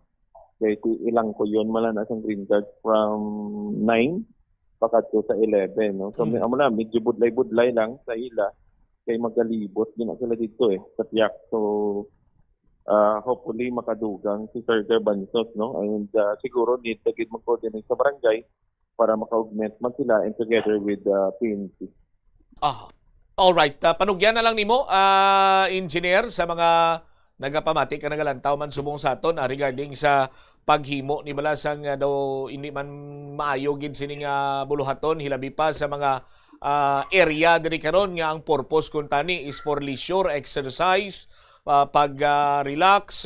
Last time to ang sa kilid sa Garden of Love to nabutang man sa alang-alang to ang area nga kung saan tahom gid kun tani. Galing kay ginhimo sini nila nga ginahimuan sinila sa hindi mayo sa mga esplanada sa mga nagapamati kag nagalantaw karon anong sarang nato mapalabot sini nga mensahe Engineer Ravena, sir? Yes no. Ang city government no nag-emphasize gini no nga ang aton nga open spaces, linear parks and public plaza din patahom tagid no kung tinguan tagid nga magtahom yung tamnan ka, yung pasanag ka. It is because we want also to have an open space para sa mga family, no? Sa family, kag sa mga, pwede man sa mga friends, no? But, ginakondinar tagid, no? Ang ining mga indecent acts nga sa aton nga mga open spaces, sa linear park. And, we do hope nga ang aton nga mga ginikanan, no? Mabatayan gid ang ila kabataan.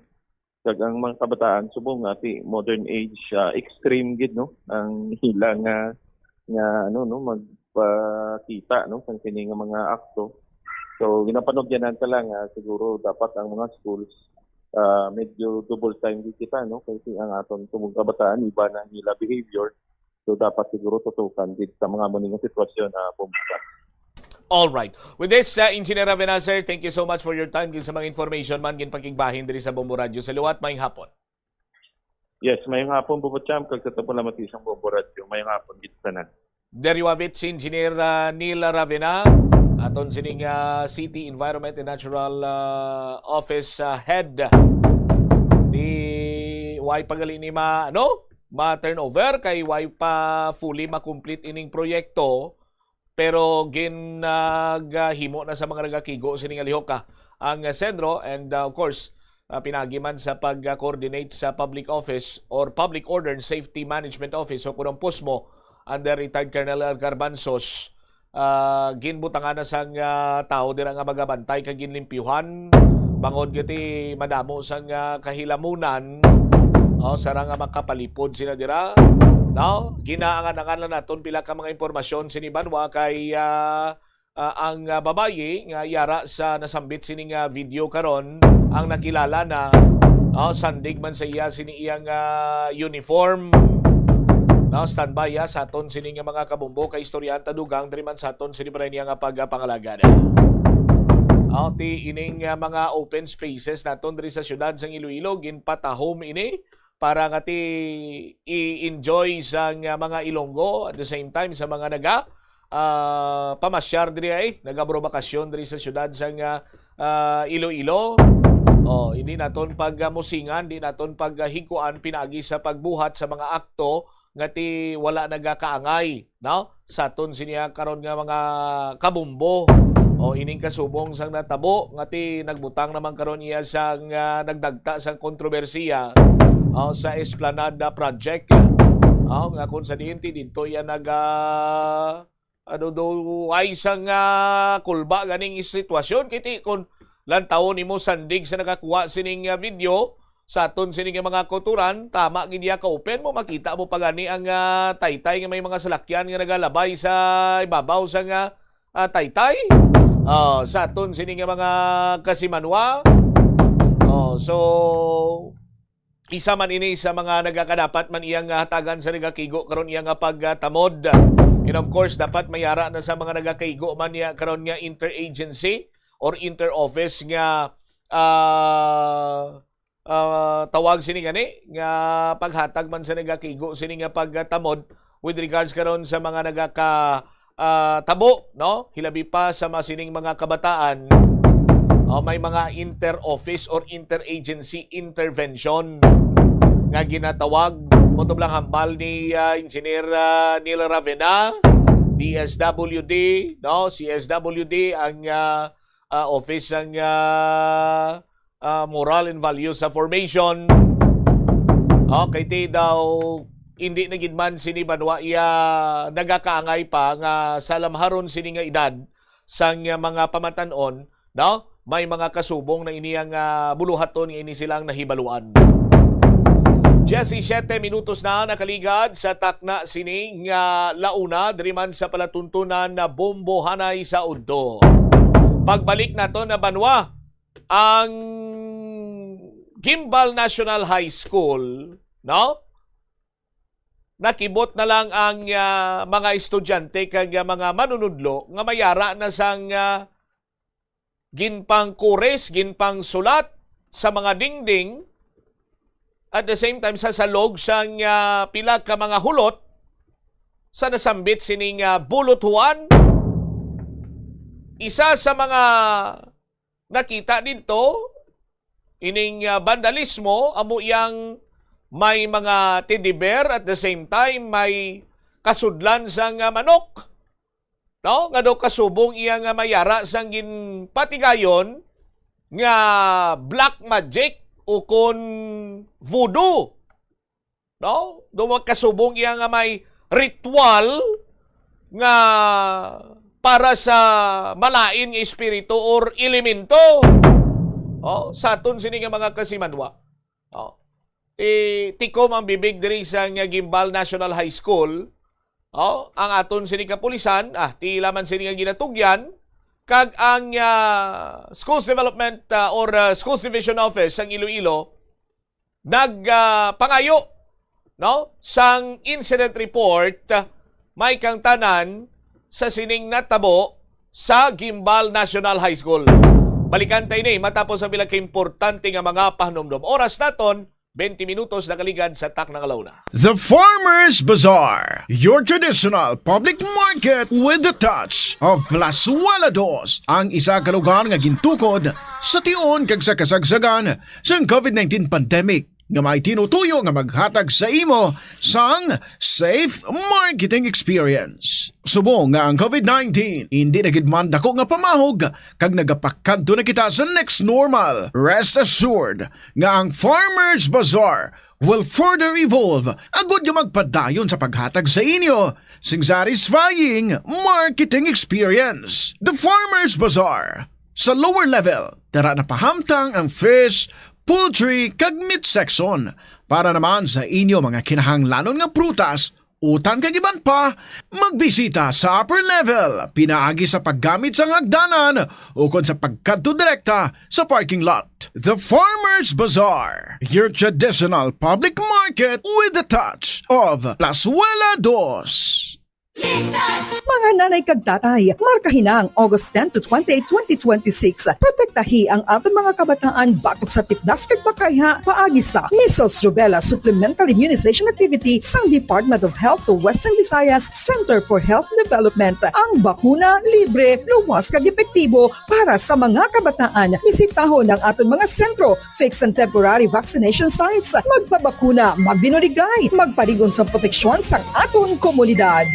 Plazuela de Iloilo, Billboard of Activities for July 26 to August 1, 2026.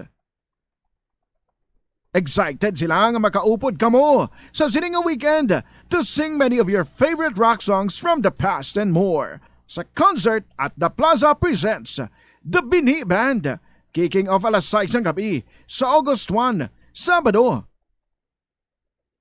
Sa tion sa musical show, napulo ka mga matahom nga Plazuela de Iloilo Mags, kag madamo pa nga iban ang igaparafol sa masuki sang Plazuela de Iloilo.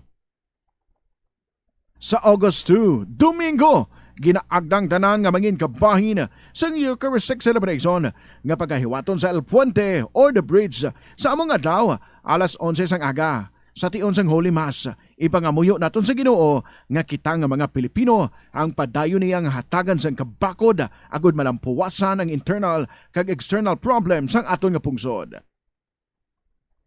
Plazuela de Iloilo, we remain to be one with you in the common hope for a better community and a progressive country in 2026. Talan kita mayara sang mabulig agud pakibatuan ang climate change. Magamit sang bag nga pwede magamit sang liwat-liwat agud mabuhinan ang plastic bag nga ginahaboy. Bangod ini nagatugas ang greenhouse gases. Ikaduha, hindi masumi magamit sang computer. Kung 4 ka oras lamang sa isa ka adlaw ang imo nga paggamit sang computer, makabuhing ka na sang carbon dioxide emission nga 83%. Ikatatlo, kung malapit man lang imo nga kaladuan, mas maayo nga maglakat o kung magsakay na lang sa bike. Magluwas sa makakinot ka na, mabuhinan pang polusyon nga nagatugas ang climate change. Yari ang isa ka praktikal nga pamaagi agud makakinot sa paggamit sang tubig. Pag-usar liwat sang tubig. Kolektahon ng tubig nga gingamit sa pagpanglaba o kung ng tubig nga nagatulo gikan sa aircon. Pwede mo ina magamit sa pagpanglimpyo sa salog, pagflash o kung pagbunyag sang tanom. Ang tubig nga abi mo wala na pulos, pwede pa yagali nga makabulig sa imong palibot.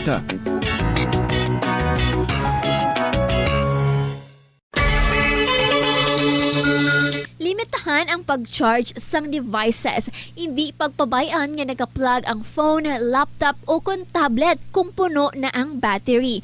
Patyon o kung i-unplug gilayon kung tapos na. Makakinot ini bisan gamay lang per device. Ilabi na kung madamo ang empleyado sa opisina. Yari ang mga simple nga paagi agud makakinot sang tubig. Kaayuha ang mga taga sa tubo o kon hose. Hindi tanan nga taga sa mahapos kagilayon nga makita tungod ang mga tubo o kon hose ang nakalubong sa duta o kon semento nga bahin sang balay. Kung magsigi ang mga tagas nga ini, mahimo nga magalabot sa 10,000 ka litro sang tubig ang mausik sa isa ka tuig. Maggamit sang leak detection tool o kon magkonsulta sa mga eksperto kung may pagpangduwa-duwa nga may tagas sa mga tubo sang tubig agod ini gilayon nga makaayo.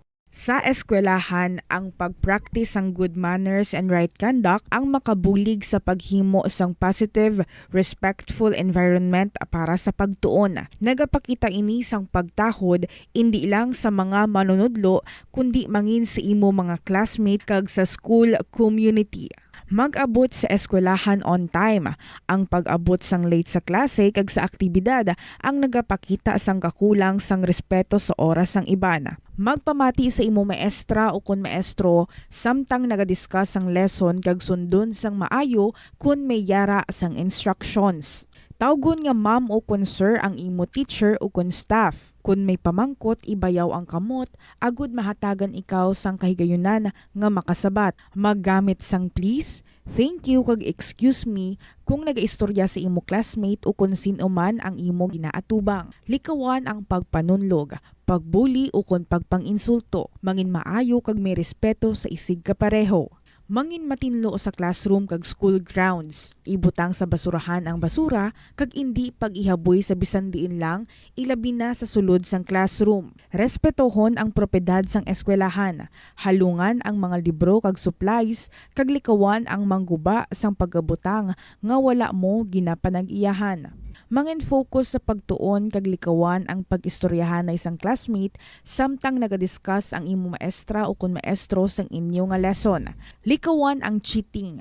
Masami nga kompletohon ang assignments kag test nga wala nagapangopya sa hinimuan sang iban. Paborito mo man bala kaunon ang prutas nga saging kabombo? Nakahibalo ka bala? Nga ang Pilipinas ang ikaduha sa pinakadako nga exporter sang saging sa bilog nga kalibutan. Sandig sa United Nations Food and Agriculture Organization, ang pungsod ang naka-export sang 2.93 million metric tons sang saging sa tuig 2025. Nagapangduha kita sa top exporter nga pungsod Ecuador. Ang saging manggaranon sa mga bitamina kag minerals, kaangay sang vitamin A, C, B6 kag potassium nga kinahanglan sa immune system, energy production kag cell protection. Bangod sa mataas nga potassium content sang saging, epektibo ini sang healthy blood pressure kag Oras sa Bombo Rancho Iloilo, Philippine Standard Time, 27 minutos na nakaligad sa takna sining alaw na. Balik na diri karon sa pagpangalagad sa Bombo Anay sa udto sa DYFM Bombo Rancho Iloilo. Standby kay may winner kita. AM/FM. Narito na ang isa sa mga mananalo ng Bombo Radio 60th Anniversary Limited Edition AM/FM Radio na may LED light plus 500 pesos cash. Atensyon sa aton sining mga kabombo, partikularmente sa mga taga Barok, Tigbawan, Iloilo, magagikan din ang aton sining tagdaog. Ang yan sining proof of purchase Pure Gold receipt. Resibo nagikan sa Pure Gold, edad 59 anyos. Congratulations, Renato Torreres sang Barok, Tigbawan, Iloilo. Renato Torreres sang Barok, Tigbawan, Iloilo. Ginawa ikaw ni Bombo Cham. May ara ikaw sang kaygayunan or ang imo siniyang premyo nagahulat na diri sa imo sa istasyon sang Bombo Radio. Second special draw winner naton subong adlaw si Renato Torreres.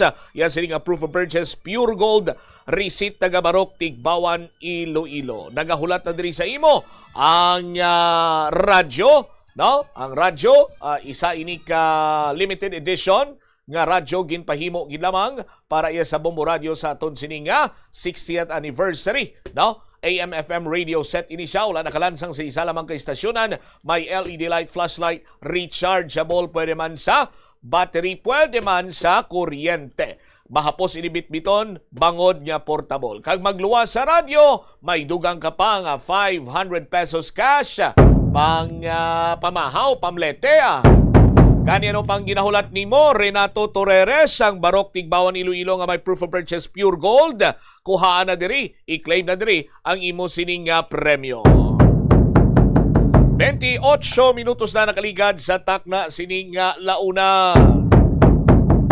Daw kasubong may ginpatigayon siniyang isa ka ritual nga nagapang-agda sang mga malain sining elemento kag espiritu ang nakuhaan or ginpatigayon or ginhimo sining vandalismo sa sulod sang Gimbal National High School. Ini matapos kati may ara dito sang mga shape nga triangle tapos may mata sa sulod.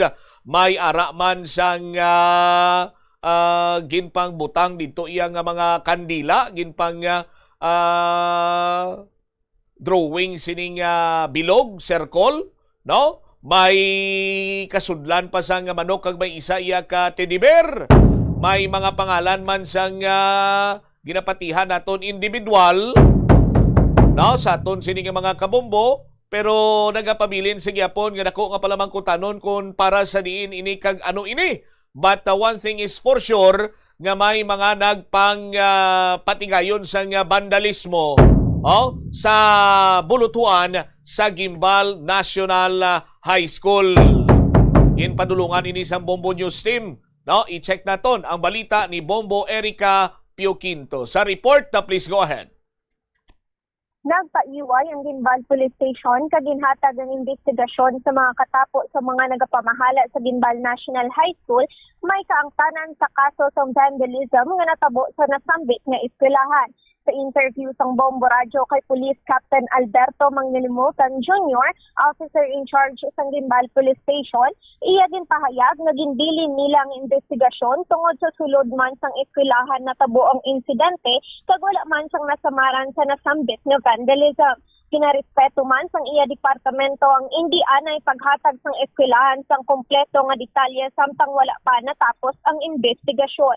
Hulyo 27 sang nakabaton sang tawag ang Gimbal Police Station na may mga classroom sa Gimbal National High School nga gindandalize. May mga dugo man kagkasudlan sang sapat nga nakitaan sa lugar. May mga CCTV footage man nga nakuha nga nangin rason para makakuha sila sang initial list ng student na may kaangtanan sa kaso. Kumpirmado man nga estudyante sang nasambit nga eskwelahan ang mga nakitaan sa CCTV kag lunsay mga minors. Sa subong, nagulat ang Gimbal Police Station sa resulta ng investigasyon sa mga katapos ng eskwelahan kag handa man sila magbulig kung mangayo o mga inisang ila assistance. Aton pamatian si Police Captain Alberto Manglilimutan Jr., officer in charge sa Gimbal Police Station sang aton ma-interview. About sa natabo kapon mo, ma'am, ang update sa subong ara sa kustodiya sa eskwelahan ang pagkandak sa investigation since nga sa sulod na natabo sa eskwelahan. So may protocol man sila anti sila maghatag sa aton sa final nga mga information o report. Iano anay nila sa ilaman nga hiring office kung okay na tanan nga mga investigation. So far may nakuha man kita kahapon nga mga CCTV footage, so amo to ang ilang aman nga gintutukan agud to nga ma-identify kag kung ano man ang ilang nga reason or ang motibo sa mga kabataan. About sa identification ta ma'am, to naman sa school ang mga records sa CCTV footage, so sila ang makano gid kung sino gid ang mga natungdan gid bla ang mga ngalan. Pero amo na may ara na kita initial, so hulat na lang kami kung ano ang ilang investigation kuno sila magahatag man sila sa ilang copy kung matapos na nilang ilang investigation. Kahapon sa ngaga, nakabaton kita sang tawag nga nag-report nga may na-discover sila dito nga may mga kwarto nga may mga vandalism suno sa ila, may dugo ta manok. So amo to katuan ka positive nga may ara gid man. And then ang ginimo sa aton kapulisan, ginlantaw ang mga CCTV footage kung sa di sila nagaposible nagaagi. So sang nakita na naton to ang CCTV footage kag na may na-identify makita to nga mga kabataan, so amo to gi-turn over naton sa ilang school kag amo to nga ginanon nila sa guidance. Sa initial mga estudyante kag minor. Since nga ila sa natabo sa sulod, so kita ang aton nga kapulisan kung ano ang ilang kinanglanon, ara man kami agud to nga mag-support man sang ilang pagkandak sang investigation. Por sa subong sila na ang ginhatagan ta sang mga pagkandak sang investigation.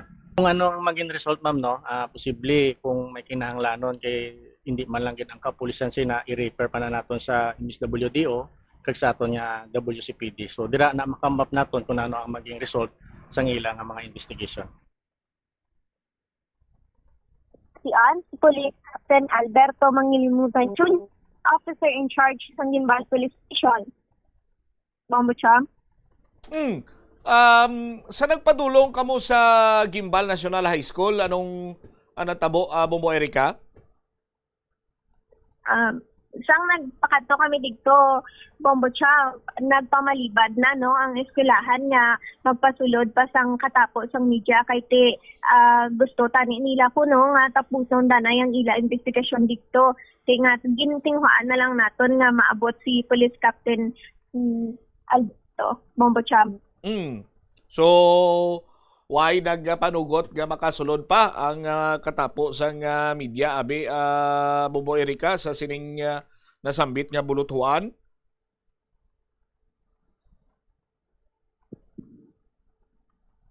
Bombo Erica? Tuliwat, Bombo Cham, pasensya medyo mahina ang signal diri sa Oho, siling ko why na sila naghatag pasang kay gayunan nga makasulod gid or makapadulong manabi sa kwarto or sa dining area nga mayara sa mga kasubong sa nintabo? Hindi gid pwede? Hindi na pwede, Bombo Champ, no? Hasta lang gid kita sa gate. Kag naghinyo man kami dito sa ilang security guard na kung pwede, bisan maka-take na lang sang pictures pero tayo nagpamalibad sila. Ati, sige, ginarespitar man nato na kung anong tinutuyo or kagustuhan kiti nagapatigayon sila karon sa ilamang kagulingon ng investigasyon. Sige, thank you again, Bombo Erica. Ini si Bombo Erica Berganyo Pioquinto, and this is Bombo Radio Philippines, the #1 radio network in the country, your trusted source of news and information. Basta Radio, Bombo! Salamat gid da Bombo Erica Pioquinto sa imo siniyang follow-up report. Ining mga signs or mga ginpang drawing or ginpang buhat or makita sa sining bulutuan, no? Sa ila siniyang kwarto dira sa gwa kaga sa mga dingding, no? Ti may nakita kita diri nga mga signs, objects, no? Ang iban siniti mayara sa bahin karon iya sang black magic, no? Or kining mga ritual bala, no? Pero hindi lang gid kita iya sini makaserten gid banwa kung para sa diin ang ginhimo sini sa mga nag-vandalize kag subong man nakita naman kag nahibaluan naman sa school authorities kung sanday sino ining mga nagpatigayon sining kabuhatan sa sulod iya sang eskwelahan. Di katulad sang ato bala engineer ang isa ka laragway bala dira nga mayara sang staff toy, tapos sa tubang sa staff toy may circle. Tapos sa sulod sa circle may star, tapos may mga kandila. Sa aton sining mga kasimanwa tido kangay ni siya sang isa ka symbol da bra gin check naton. Na inang mata ato ang ipakita mo bago lang. Kung pwede mo ba split screen sila bala engineer, no? Amuning mga nakita dito sa bahin karon iya sang bulutuan, no? Ang ini naman niya ang circle may star may kandila do mo ni sa tong sa tubang sa sang staff toy nga sa tunga may ara sang nan arao na may kasudlan sang manok. Sa aton sini nga mga kabumbo. Sa diin ini kung mga estudyante ang nagbuhat sini sa diin kag paano sini nila nahibaluan na may mga kasubong sini nga hilikoton or bulhaton. Kag para sa diin ini sa aton sini nga mga kasimanwa. Anyway, ang Schools Division Office of Iloilo nagpagwa man sa ilang sini nga statement kag suno gani diri nga ginapangayuan sang incident report kag intervention plan ang Gimbal National High School matapos ang nasambitan sini karon yang report. May dugang sini nga mga balita kag impormasyon si Bombo Cyrene Nases sa iyaman sini nga ginpatigayon nga follow-up report. Ang masami nga makita naton iya nga mga vandalismo, mga letterings, pangalan sang tawag nila sa ila grupo, so on and so forth. But ini nga may mga kasubong na ni nga mga simbolismo, makambal kita nga hindi iniya ordinaryo nga pag-vandalize. Hilabi pa nga may mga kasudlan sang manok to, may mga dugo, may mga kandila, no? May ginbuhat gid ang ini mga estudyante sa aton sini mga kuturan antes pa man, no? Nga matukiban nga may kasubong sini nga natabo, no? Sa sulod sang Gimbal National High School. Check ta si Bombo Cyrene Nases. Bombo Sai sa report, please go ahead. Bombo Champ, nagpangayo sang incident report kag intervention plan ang Schools Division Office o kon SDO sang Iloilo sa administrasyon sang Gimbal National High School matapos nga may baluan ang insidente nga ginapatihan may vandalismo maginhimo sang pila ka mga estudyante sa sulod mismo sang eskwelahan. Sa interview sang Bombo Radio kay Junil Salvilla, Division Information and Action Officer sang SDO Iloilo, iyaging pahayag nga alas 7 sang aga sang Hulyo 27, nagpahibalo ang school head sang Gimbal National High School sa SDO Iloilo may kaangtanan sa natabo nga vandalism sa sulod sang eskwelahan. Gilayon man nga ginmanduan sa Schools Division of Iloilo ang eskwelahan nga magsumite sang ang detalyado nga report ng mga tika nga himuon para sa mga estudyante nga posible nga na involved sa amon nga insidente. Kaging payag man diri ni Salvilla nga kung napamatud-an nga may partisipasyon gid ang mga estudyante, iga pa idalom sila sa psychological debriefing pinaagi sa bulig sang SDO Iloilo kag pagatagan sang counseling session sa koordinasyon man sa mga guidance counselor sang eskwelahan. Pagdugang pa niya, kung may makitaan nga may paglapas sa mga patakaran sa Department of Education, igapatuman man ang nagakaigo nga disciplinary measures suno sa DepEd policies nga nagasandig sa positive discipline, kalakip na dira ang holistic, constructive kag proactive nga approach sa pagtadlong sang pamatasan sa mga estudyante. Kaging pubutyag man diri niya nga may authority gid ang school administration sa pagpatuman sa nagakaigo nga disciplinary actions agud matadlong ang hindi angay nga binuhatan sa mga estudyante samtang ginatipigan man nila ang kaayuhan kag katungdanan nila bilang ikaduwa nga mga ginikanan sa mga estudyante. Sa subong wala pa makilalaan sang administrasyon sang Gimbal National High School ang mga identity sa mga estudyante samtang padayon man ang investigasyon sang Gimbal Municipal Police Station. Yari pamatian naton ang nanging pahayag ni Lionel Salvilla, Division Information and Action Officer sa Schools Division of Iloilo. Kahapon actually ang school head ang nag-inform sa aton na pagka baluman nila I think around 7 o'clock in the morning, pagkabalo nila nga may amusin nga insidente, immediately nag-informan sila sa division. They have submitted incident report kag mga intervention plans naton para sa mga kabataan nga affected hindi lang sa learners naton nga tong mga gin-name ginsulat ang ilang mga ngalan sa walls, but also for those learners naton who have been identified nga probably amo ang naghimo sang sining incident. Sir, na-identify niyo ba sir if nga grade level nga mga students ang involved sir sa vandalism? Amo pa na ang ginahulat nga update from the school kay kahapon nang pagkabalo na ron sa insidente, immediately we requested the school to submit an incident report. So wala pa dito na butang ang mga persons involved, unidentified pa to sila, but may initial information kami nga, although it's not yet verified, pero di gahulat kita sang official report from the school nga daw may mga learners kitang involved dito sa sining insidente. Sir, as of now sir, ano ang intervention natin sir sa students sir nga involved sa vandalism sir? Kung pamatud-an nga may mga learners kita nga involved dito, like all the other students naton nga nga gin-name dito ginsulat ang ilang mga ngalan sa walls, they will also be provided with psychological debriefing interventions nga ihatag sa aton sining school with the help of the Schools Division of Iloilo nga team naton nga maka-conduct atis ang mental health nga mga debriefing or counseling sessions including our guidance counselors man kag tiiseng tentagid ang handling naton sang mga sining mga insidente with the teachers and of course with the parents man kag if proven nga may mga violations of school rules and regulations that will be dealt with accordingly man based on our existing policies implementing positive discipline meaning ang approach naton sa pagbulig sa bata to develop appropriate behavior kag self-discipline is positive discipline siya, meaning holistic, constructive, kag proactive ang approach naton, no.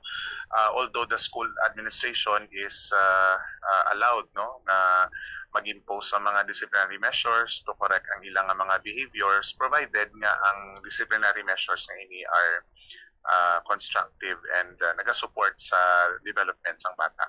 Sir, message lang sir sa mga parents bala sir nga given man sir nga may iba nga parents nga hindi matutukan gid ang ilang nga mga kabataan, no. Sir, message mo lang sir para hindi na bala sir maliwat ang ining insidente, sir.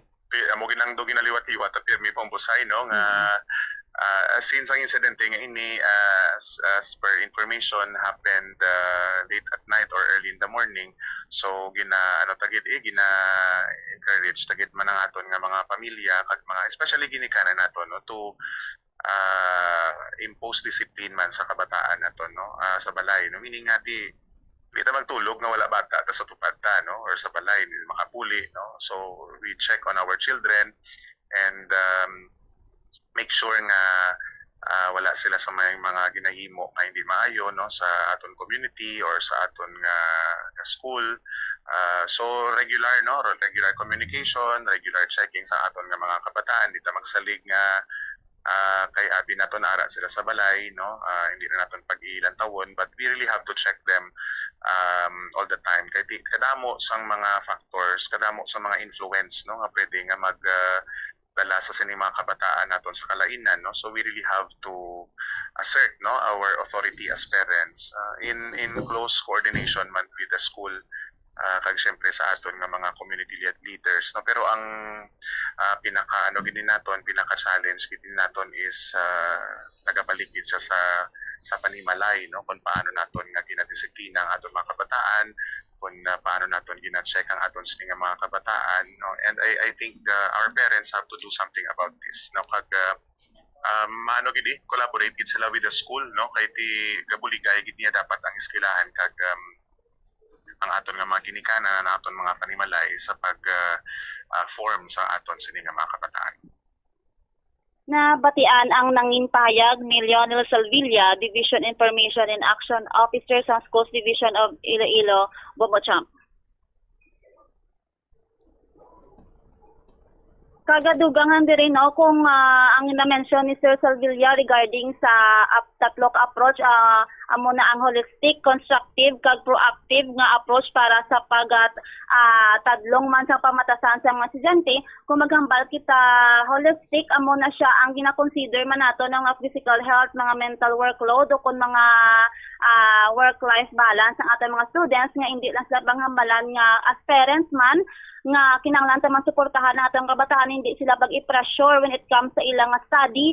Kung maghambal man kita nga proactive, tagaan man sa nga time ini ang mga estudyante nga mag-rest nga imbes nga tagaan gid sa nga another nga magid nga workload sa eskwelahan, kag amo na subong may ginapatigay mang DepEd 6 nga ang workload sa mga estudyante ginabuhinan na lang kag ginadala na lang sa balay ang wala na sang may ginadala nga assignment sa balay, kag para mabuhinan man ang ilang mga olobrahon kag makapahuway pa sila after sang klase. Kag maghambal man kita constructive approach, amo naman na sa ang naga-focus naman siya dira sa mga collaborative problem solving rather than basol mo ang mga bata. Kung ikaw isa ka ginikanan, kung nakasala ang bata mo, kung na zero man siya sa test, kinahanglan mo lang siya may motivate nga to do better next time than to blame nga nag-zero siya sa test. Kag according man diri kay Sir Salvilla, kinahanglan gyud nga mag-coordinate ang school kag ang parents kay ang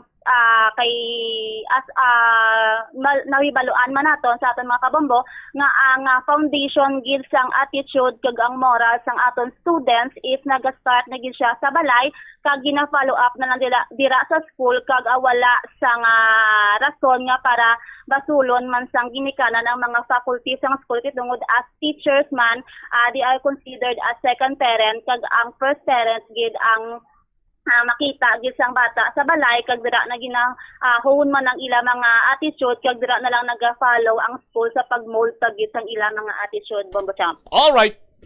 Ini si Bombo Sayrin Nasis and it's Bombo Radio Philippines, the #1 radio network in the country. your trusted source of news and information. Basta Radyo, Bombo! Salamat gid Bombo sa Irene Nasis, no? Anyway, lain abi ang subong lain subong ang kumbaga pa lain subong ang mga estudyante kumparar sadto, no? Sang timpo ko speaking sang workload sa ginaeskwelahan ko may ginatawag kami ang self-learning kit. Gaumpisa na grade 3 hasta na mag 4th year high school. Ang self-learning kit na daw kasubong na sa mga activities, no? Nga may 3 sini kabahin, starter or launcher, command kag booster, no? So dapat within sa first week sang ang launcher, command kag booster dapat matapos mo na within 1 week, no? Ang imo nga launcher isa ka semana, ang imo nga command isa ka semana, ang imo nga booster isa ka semana, no? Sa aton sini nga mga kabombo or ginapaigo ina sa 2 ka semana dapat within sa 2 weeks matapos mo na masubmit mo tanan. So aga pa na obrahon mo sa aton sini nga mga kabombo, no? Tidira ka ginahanas nga makatuon in advance self-learning kit sa aton sini nga mga kabombo. Amo man na ina ang imo sini nga mangintulunan sa palabuton sini nga summative kag periodical exam. Sa aton sini nga mga kabombo. So naturalmente lang na sa mga estudyante, no? Ngati in order nga mag-learn sila, makabisado nilang ilang sini nga mga subjects, may mga activities gid man ina. Ti karon mahambal nga buhinan ang workload. Paano kung buhinan ang ilang sini nga workload, maano lang sila diyon? Ma-Roblox, ma-ML. But anyway, mayara man sa mga nagakaigo nga approach, but amo na gani, lain man niya nga built ang mga kabataan sadto kag subong iyang nga mga henerasyon manabi. Sa aton sini nga mga kulturan kag kalabuti gani sa punto nga mati. Yara pa lang sa high school kay chindi niya sa mga kasubong to nga mga sinyales kag mga ritual. But anyway, sa aton sini nga mga kabombo, we have on the line karon si Police Major Sheila May Sangrines kay ang Iloilo City Police Office ginakondinar man ang natabo sini iyang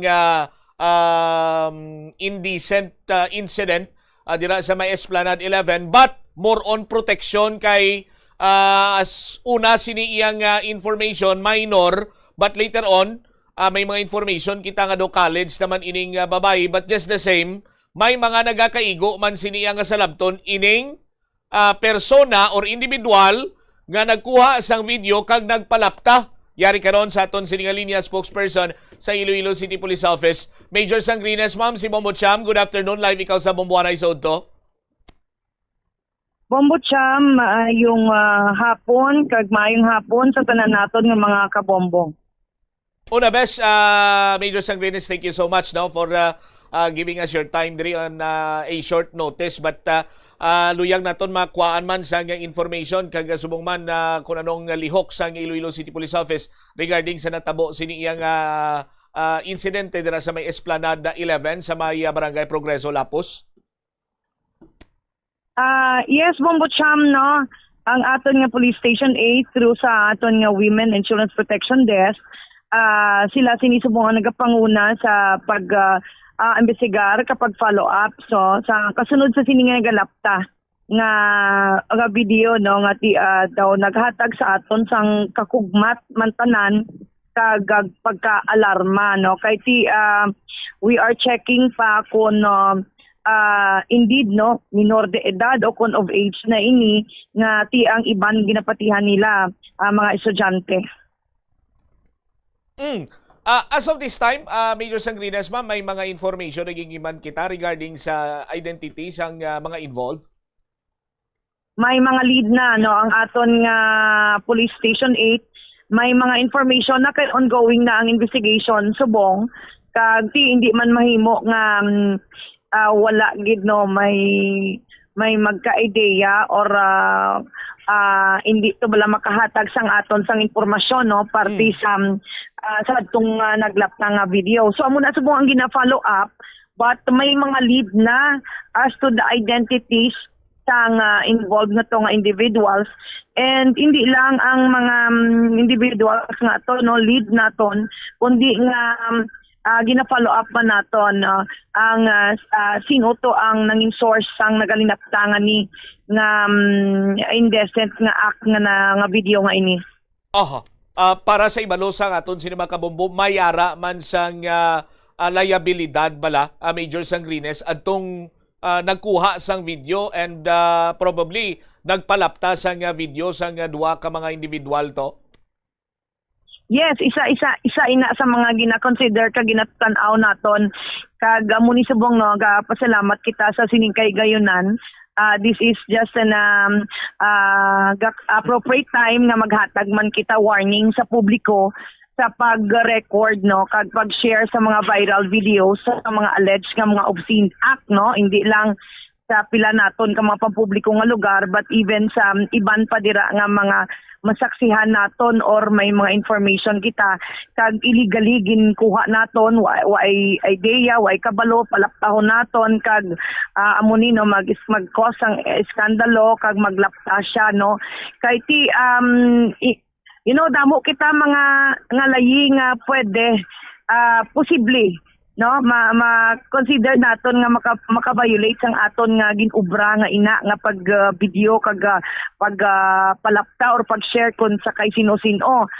Bombot siyam tandaan naton may mga Data Privacy Act kita no of 2022 may mga cybercrime kita no Prevention Act amo ning cyber libel naton.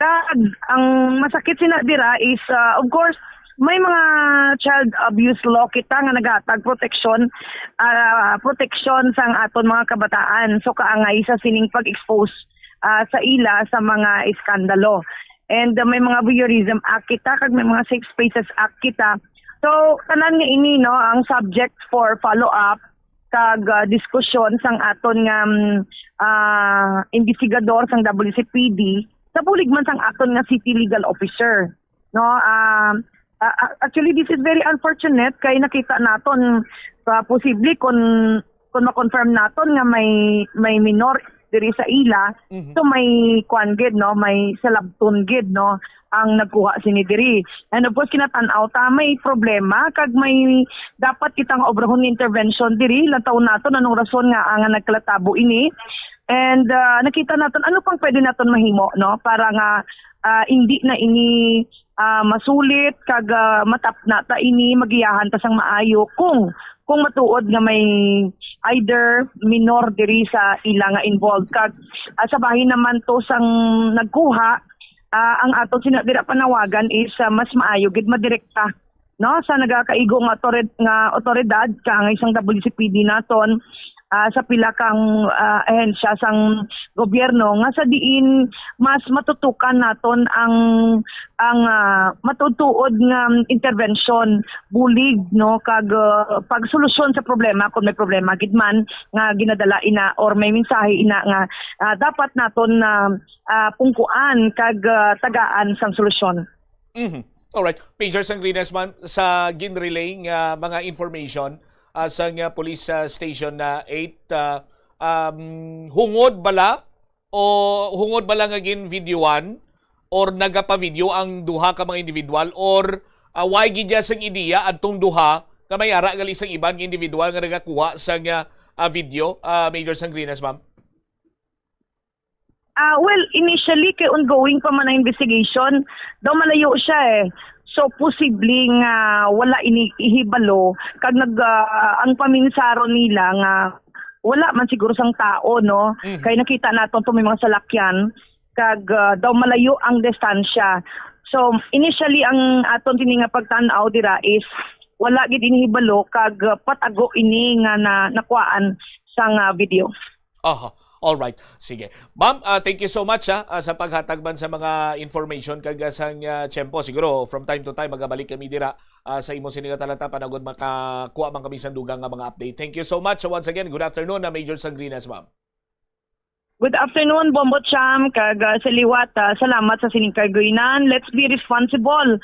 Dumdumon ta no sa mga kabombo naton nga ang tanan nga mga ginaobra ta permi is may mga nagakaigo nga konsekwensya kag panumdumon ta basi may mga posible kita nga sa labton legal. All right. Deriwavit si Police Major Sheila May Sangrines, ang spokesperson sa Iloilo City Police Office. Sa nagkuha sang video sa ton sini nga mga kasimanwa, mayara kita sang layi nga ginatawag Anti-Photo in Video Voyeurism Act of 2009 or Republic Act number 9995. Kung sa diin, sa ton sini nga mga kabombo, no?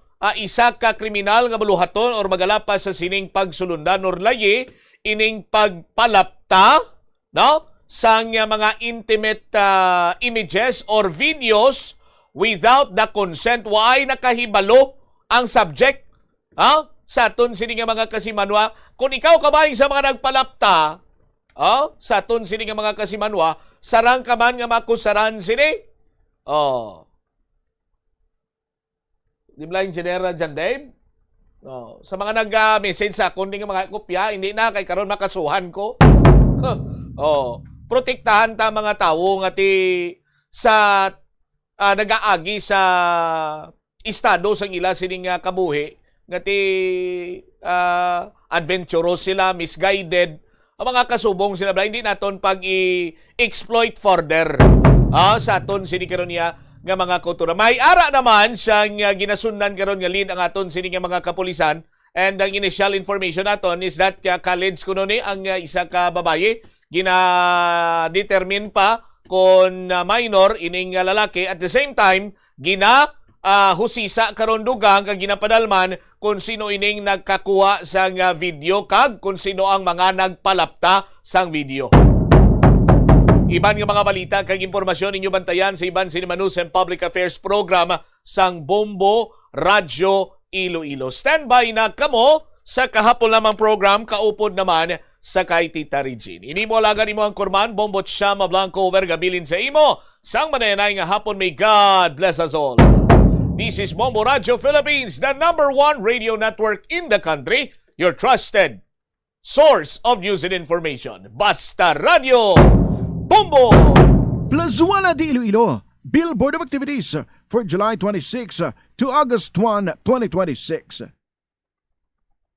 Excited sila nga makaupod kamo sa sining weekend to sing many of your favorite rock songs from the past and more. Sa concert at The Plaza presents The Bini Band, kicking off alas 6 ng gabi sa August 1, Sabado. Sa tion sa musical show, napulo ka mga matahom nga Plazuela de Iloilo Mags, kag madamo pa nga iban ang igaparafol sa masuki sang Plazuela de Iloilo. Sa August 2, Domingo, ginaagdang tanan nga mangin kabahin sa Eucharistic celebration nga pagkahiwaton sa El Puente or the Bridge sa among adlaw alas 11 sang aga. Sa tion sang Holy Mass, ipangamuyo naton sa Ginoo nga kita nga mga Pilipino ang padayon niya nga hatagan sang kabakod agud malampuwasan ang internal kag external problems sang aton nga pungsod. Plazuela de Iloilo, we remain to be one with you in the common hope for a better community and a progressive country in 2026. Sa dami ng gagawin, mundo'y mamadaliin, pero nagbago to dahil sa'yo. Bumabagal ang mundo sa sarap ng luto ko. May one pot wonder na lutawit sarsaya. Ang sarsaya, nagbibigay ng kumakapit na linamnam. Bago to! Ang sarap saya, ninanamnam, tumatagal, binabalikan. Pag nandyan ang sarsaya, may sarap at may saya. Saya! Kapit ang sarap, kapit ang saya. The Farmers Bazaar, your traditional public market with the touch of Plazuela Dos, ang isa ka lugar nga gintukod sa tion kag sa kasagsagan sa COVID-19 pandemic nga may tinutuyo nga maghatag sa imo sang safe marketing experience. Subong nga ang COVID-19 hindi na gid man dako nga pamahog kag nagapakadto na kita sa next normal. Rest assured nga ang Farmers Bazaar will further evolve agud nga magpadayon sa paghatag sa inyo sing satisfying marketing experience. The Farmers Bazaar, Sa lower level, tara na pahamtang ang fish, poultry, kag meat section. Para naman sa inyo mga kinahanglanon nga prutas, utang kagiban pa, magbisita sa upper level, pinaagi sa paggamit sa hagdanan o kon sa pagkadto direkta sa parking lot. The Farmer's Bazaar, your traditional public market with a touch of Plazuela Dos. Tanan kita mayara sang mabulig agud pakibatuan ang climate change. Magamit sang bag nga pwede magamit sang liwat-liwat agud mabuhinan ang plastic bag nga ginahaboy. Bangod ini nagatugas ang greenhouse gases. Ikaduha, hindi masumi magamit sang computer. Kung 4 ka oras lamang sa isa ka adlaw ang imo nga paggamit sang computer, makabuhing ka na sang carbon dioxide emission nga 83%. Ikatatlo, kung malapit man lang imo nga kaladuan, mas maayo nga maglakat o kung magsakay na lang sa bike. Magluwas sa makakinot ka na, mabuhinan pang polusyon nga nagatugas ang climate change. Yari ang isa ka praktikal nga pamaagi agon makakinot sa paggamit sang tubig. Pag-usar liwat sang tubig. Kolektahon ng tubig nga gingamit sa pagpanglaba o kung ang tubig nga nagatulo gikan sa aircon. Pwede mo ina magamit sa pagpanglimpyo sa salog, pagflash o kung pagbunyag sang tanom. Ang tubig nga abi mo wala na pulos, pwede pa yagaling nga makabulig sa imong palibot.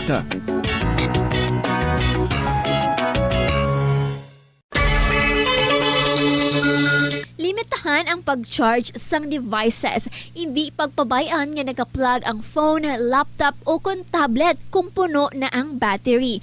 Patyon o kung i-unplug gilayon kung tapos na. Makakinot ini bisan gamay lang per device. Ilabi na kung madamo ang empleyado sa opisina.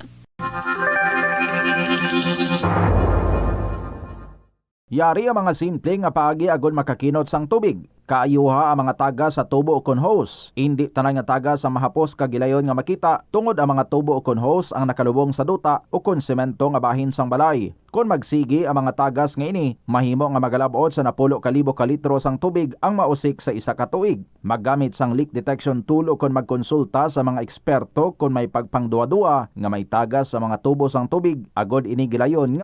Hi, I'm Sofia, front desk officer sa Osaka Hotel. Sa hotel, importante kaayong first impression. Dapat permi presentable, pero kung stress o puyat, unsaon man diba? Haggard kaayo. Para matabangan ko, aside sa proper diet and exercise, nag-stress tab na ko. Adunay vitamin C, E, ug niacinamide para maibalik ang nutrients nga nawala tungod sa stress. Sa ending, fresh and focused, helping to be confident to face the guests bisan stress. Ganda mo, Stress Tabs! Multivitamins plus iron is a generic name of Stress Tabs. If symptoms persist, consult your doctor.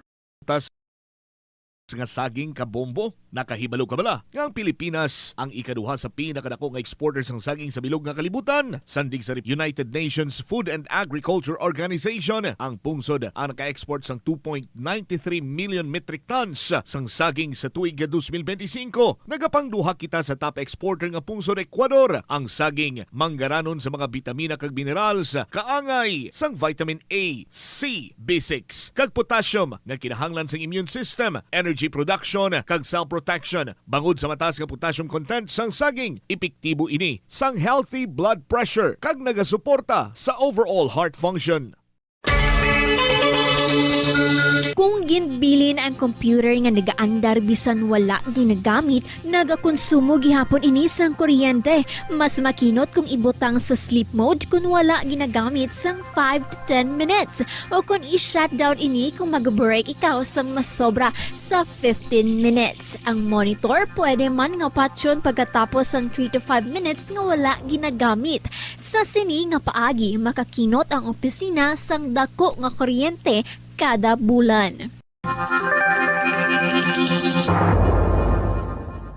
May kilala ka bala nga mga bata nga mahilig sa video games? Nagausik bala ini sang inoras sa paghampang sang iya ginakaadikan nga games. Isa ka pagtuon sang American Academy of Pediatrics ang nagapahayag ngang sobra-sobra o kun inoras nga pagtiner sa paghampang sang video games ang makadulot sang depresyon, anxiety kag manubo nga grade sa eskwelahan. Suno sa mga eksperto, halos 9% sa kada 3,000 ka mga elementary students sa kada pungsod ang makabig pathological o kun addict sa paghampang. Makabig nga pathological o kun addicted ang isa ka estudyante kung nagaapekto na ang paghampang sa iya nga pag-eskwela. Dugang pa sa among nga pagtuon, ang ka-addict sang isa ka bata makapabudlay sa iya sa pagkontrol sang iya impulse. Kaangot diri, ginpanugyan nga dapat hindi magsobra sa isa ka oras kada adlaw ang gastuhon sang isa ka elementary student sa paghampang kag hindi naman magsobra sa 2 ka oras ang Celebrating 60 years of media excellence. 60 taon sa paglilingkod. 60 taon sa katotohanan. 60 taon sa pagtindig kasama ang sambayanang Pilipino. Ito ang Bombo Radio Philippines. Bombo Radio Philippines. Your trusted source of news and information. Basta Radio Bombo! Mayong hapon sa inyo tanan mga kabombo. Balikay kita para sa kahapon lamang program. This is Tita Regine.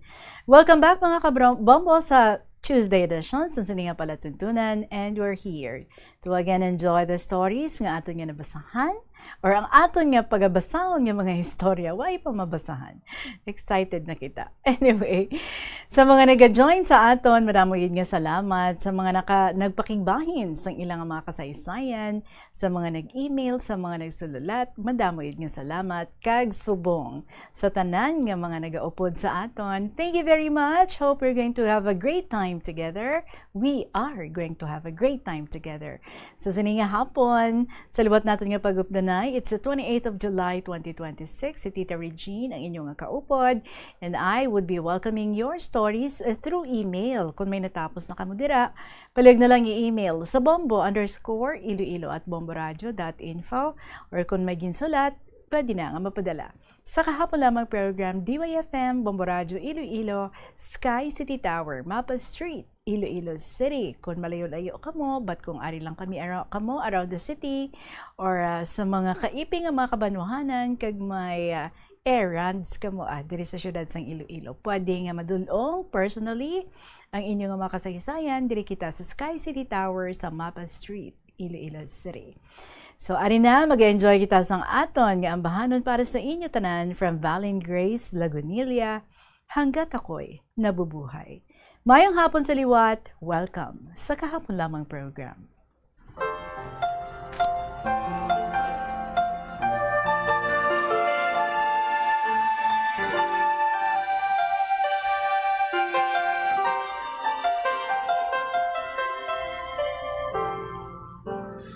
Huwag nang mangamba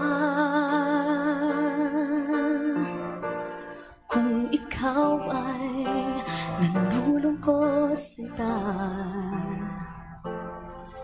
Di ka na mag-iisa, sasamahan ka sa hirap at saya.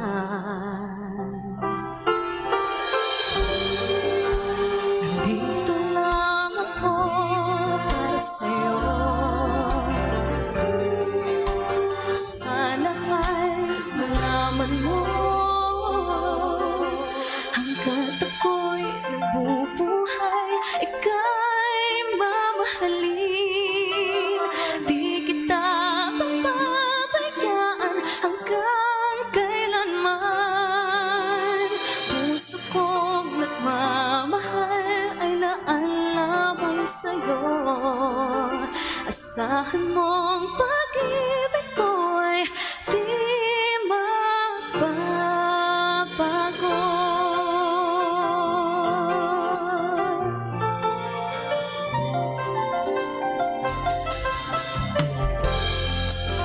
Pangako kong sinta, ano man ang mangyari, hindi kita iwan. Mahalaga, sa puso ko, ikaw lang, wala nang iba.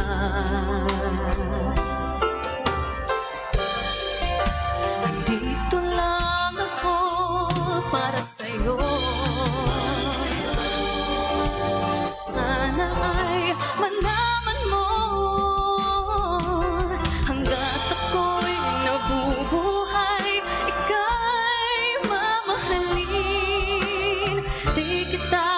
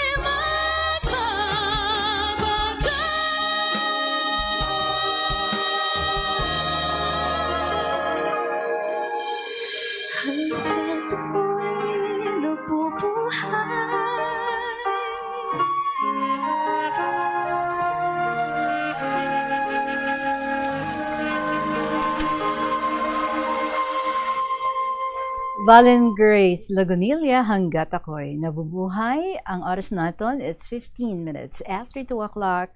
Mag-umpisa kita sa pagbasa sa mga kasaysayan. We're going to read another chapter sa kabuhi ni Mr. MSS sa Quezon City. Ever dearest, Tita Regine.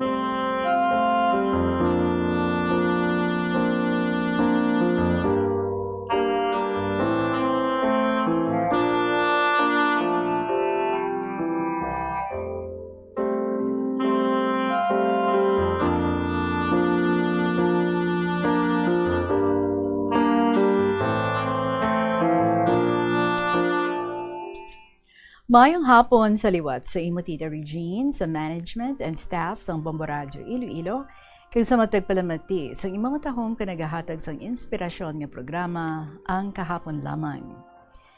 Tita Regine, pila man ka adlaw nga wala ako nakahimo sa sulat ko kay medyo nangin masako ako sa mga on-call computer repairs ko. Dason nagkadto ako sa Apalit, Pampanga. Nagbus lang ako, Tita Regine, kag nasarangan ko magbiyahe. Dayon, may 3-day church Thanksgiving activities kami. Gani subong ko lang gid na himo ang sulat ko para sa imo. Sa pagbadayon ko, sang letter or sulat ko sa imo.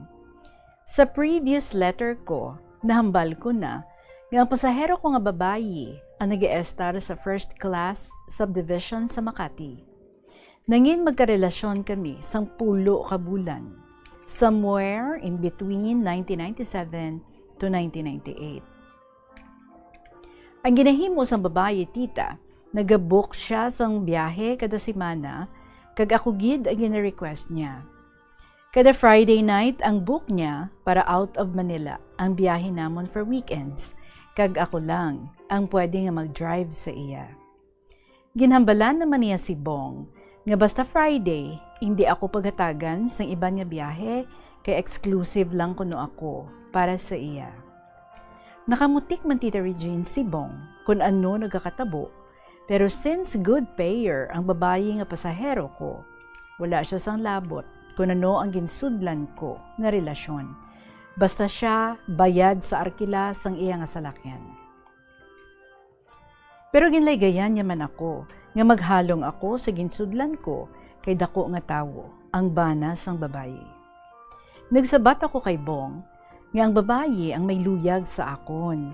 Siya ang nagpropose sang relasyon namon. Kag wala ko man siya ginapangwartahan. Ginahatagan niya lang ako kung nag-drive ako sa iya, kag kung may matabo sa akon, wala ako nagapangayo sa iya sang kun ano-ano. Wala ko siya ginahimo nga palagatasan ko. Hindi ako amusina nga klase sang tao. Kung ano ang ihatag niya, gabaton lang ako, pero ang mangayo, sang sobra, wala ko ginahimo.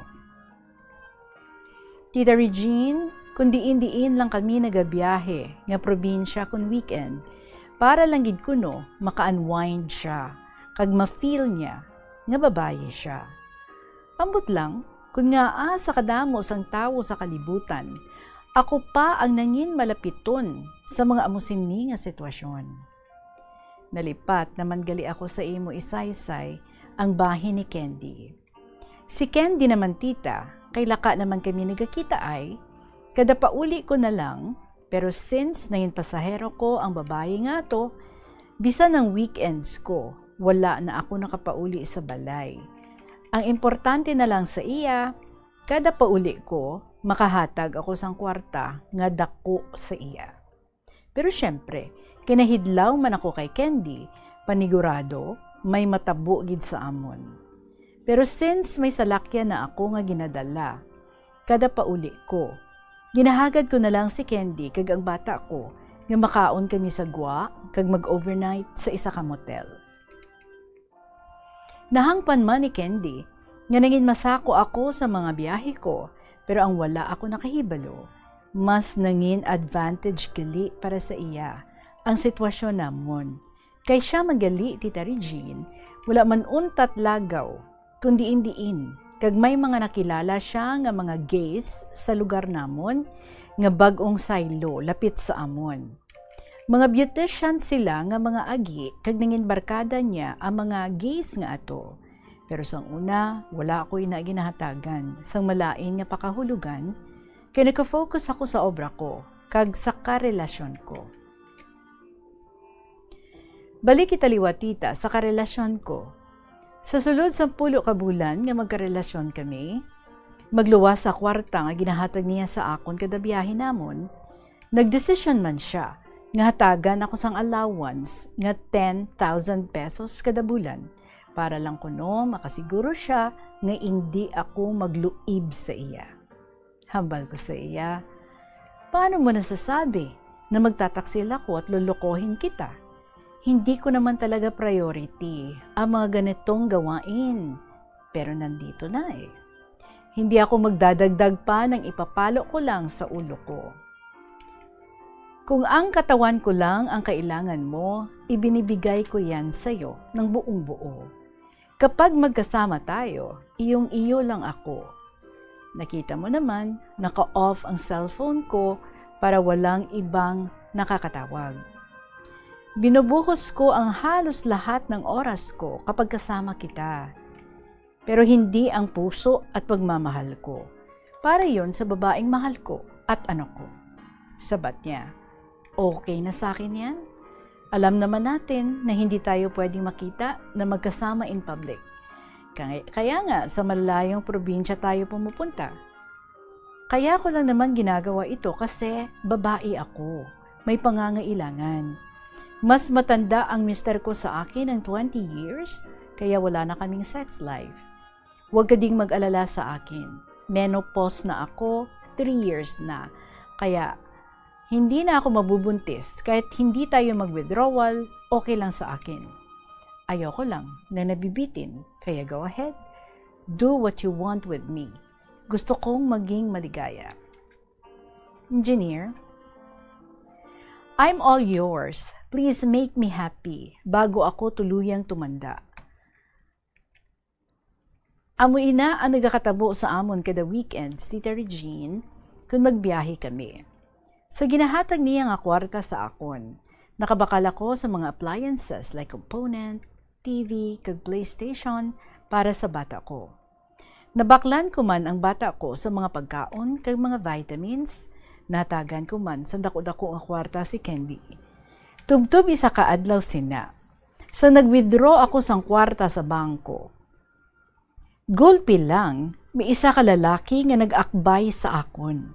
Maskulado ang lalaki, tita. Nakabarong siya, kag bodyguard type siya, Tita Regine. Kagindala niya ako sa medyo laka lang ang tawo, kaginhambalan. Bata, pahinga ka na daw muna sa pagdadrive sa asawa ni Sir. Malaki na daw nawawalang pera sa account nila na mag-asawa. Pero ang sabi ni Sir, hindi naman daw ikaw ang problema. Kaya, iwasan mo na lang si Ma'am. May problema kasi yung mag-asawa. Nagsabat ako. Teka lang po, hindi ko alam ang sinasabi mo. Pakilinaw lang po. Naghambal siya liwat. Si Ma'am na palagi mong kasama kapag Sabado at Linggo kung saan saang probinsya, pinasurveillance ka na ni Sir sa akin. Ang sabi ni Sir, sabihan daw kita na umiwas na lang. Alam mo ba yung DI ni Ma'am noon? Ako din ang nagsabi doon na iwasan na siya, kaya umiwas din yun. Wala sa inyo ang problema ng boss ko. Nasa asawa niya, kaya pinapaiwas na niya kayo. Naintindihan mo na ba ang sinabi ko? Pagsabat ko sang hoo, Tita Regine, naglakat na siya dayon. First time naman ako nakabatsyag sang kakulba, kay abi ko kung katapusan ko na. Gani, pagbalik ko sa opisina ni Bong, naghambal ako nga kung magtawag ang pasahero ko, hambalo na lang niya nga naka-leave ako sa pila ka adlaw kay nagmasakit ako. Pero ang matuod, Tita Regine, nagpare-assign ako liwat sa iban nga pasahero. Pero adlaw-adlaw, nagatawag ang pasahero ko. Mga 3 man ka semana nga nagasigi tawag ang babae sa opisina, Tita Regine, hasta nga naghambal si Bong sa akon nga i-assign niya ako sa isa ka bag-o nga client sang rent-a-car. Isa ka German national nga expat. Kagang ila opisina ara sa Pasong Tamo Extension. Hambal niya, doon na lang muna kita i-assign sa expat na yon. 1 buwan ka naka-assign sa kanya. Nabangga daw ng driver niya yung sasakyan niya at kasalukuyang pinapagawa, kaya siya nagrenta sa atin. Payag ka bang stay in sa kanya sa Alabang para hindi ka na din kulitin ng pasahero mo? Nagsabat ako, sige, okay lang sa akin. First time ko makakapasok at makakatira sa first class na subdivision. Kailan ako magre-report doon sa renter? Naghambal si Bong, bukas ng 5:00 madaling araw, dapat nasa Alabang ka na. Ito yung binigay sa akin na instructions, paano ka makakapunta doon. Huwag ka malilate ha, foreigner yan, dapat good impression ka dyan. Sabat ko, sige. So wala na ako masyadong gagawin ngayon? Ayusin ko na mga damit at gamit ko. Mukhang makakatikim at makakaranas ako ng buhay mayaman nito ah. Ha ha ha. So excited gid ako katama, Tita Regine, kay first time ko naman ma-experience nga foreigner ang ipagamaneho ko kag mag-estar sa isa ka first class nga subdivision. Ayala Alabang Village pa bala, Tita Regine? Gani 2:00 pa lang sang kaagahon, nagbugtaw na ako kag nagpreparar sang salakyan. Sa mga bayo kag mga gamit ko nga pagadalon.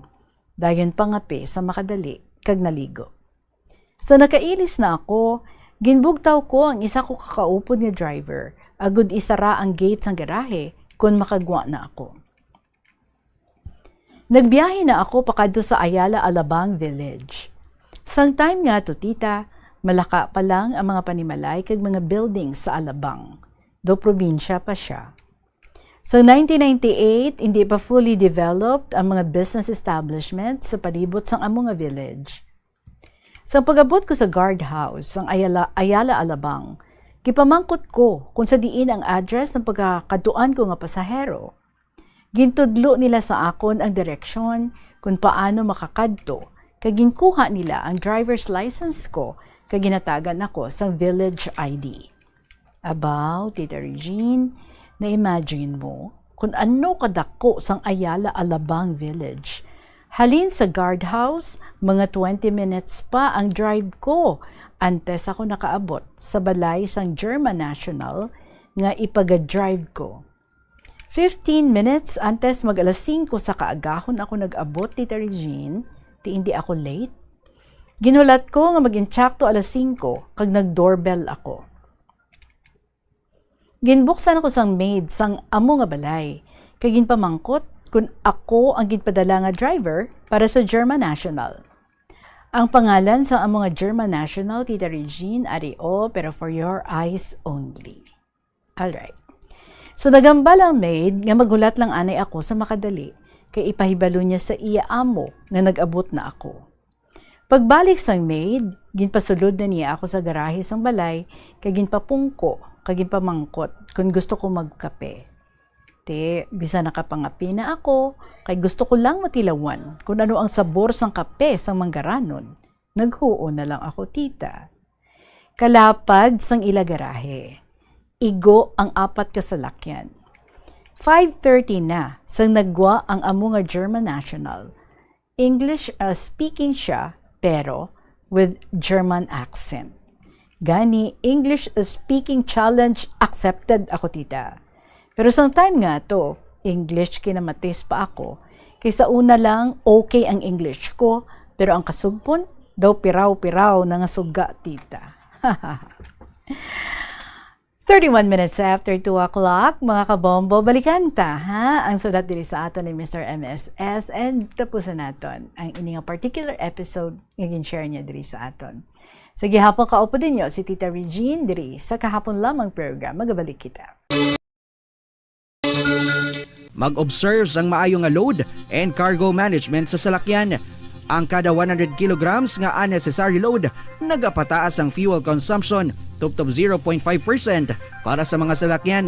Samtang ang pagbuhi naman sang wala ginagamit nga roof racks o cargo boxes, ang makakinot sang 2 to 5% bangod sa reduced aerodynamic drag. Dugang pa, ang masami overloaded nga salakyan, madasig nagakaupod ang goma nga nagadugang pa sa mga galastusan. Nagasala ka bala sa imo nga tulunan kag daw hindi ka makahibalo kung ano ang imo nga unahon? Kung magtuon ikaw, siguraduhang anay nga nakakaon ikaw sang maayo, agud nga maka-function ang imo nga utok. Kung gusto mo ang snacks, siguraduhan man nga na-preparar na ini antes pa man ang imo study time. Yari ang isa ka praktikal nga paagi agud makakinot sang tubig. Mag-init lang sang tubig sa kalamuon nga kinahanglanon. Madamo ang naanad nga punon ng electric kettles o kon water boiler sa maximum level. Bisan gamay man lang ang kinahanglan initon nga tubig para sa pagtimpla sang kape, tsaa o kon instant meals. Ang pag-init sa mas madamo nga tubig nagausik hindi lang tubig kundi kuryente. Ang hindi magamit nga mainit nga tubig, ang masami nagabugnaw na lang kag ginaula pa nga nagaresulta sa pagkauyang sang tubig.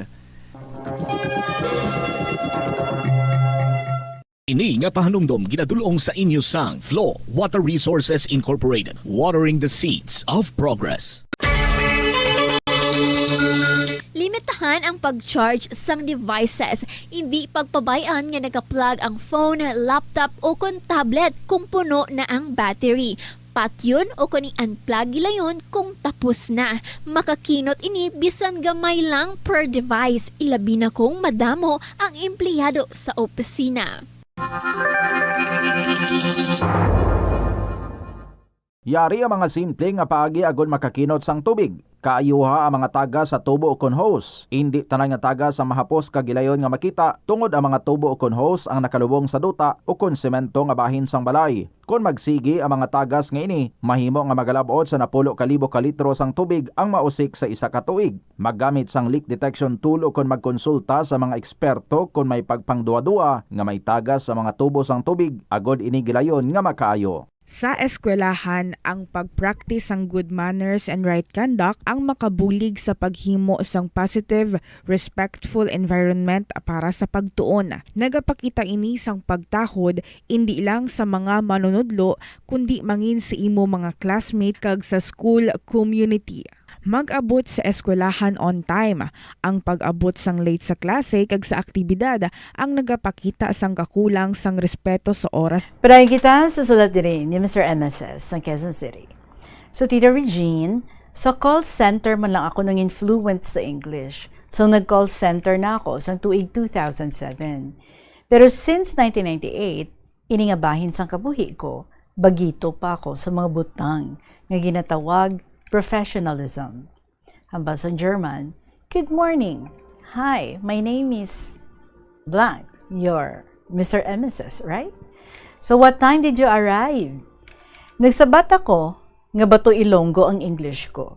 Yes, sir. My name is blank. I arrived 15 minutes before 5, sir. Sabat niya liwat. Oh, really? You're early. This is the first time a driver came early.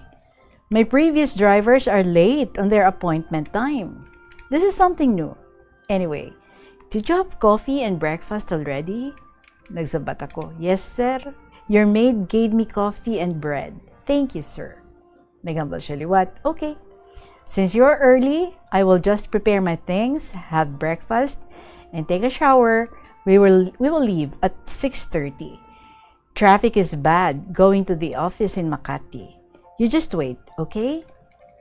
So, samtang nagahulat ako sa iya tita, nakita ko sa ila garahe nga may isa ka salakyan nga nakagarahe. Isa ka sports car. Sa pensar ko, duha siguro ang ila salakyan kay ti, may isa pa siya sa kasa nga ginapakayo. Insakto 6:30 sang magwa siya sa balay. Kag nagsakay sa van, kag nagbiyahe na kami pa Makati sa iyang opisina. Aba ko sa kaugalingon ko, lain gidman ang mga foreigners, on time gidman sila. Mga Pinoy lang ang masami nagaka-late sa oras.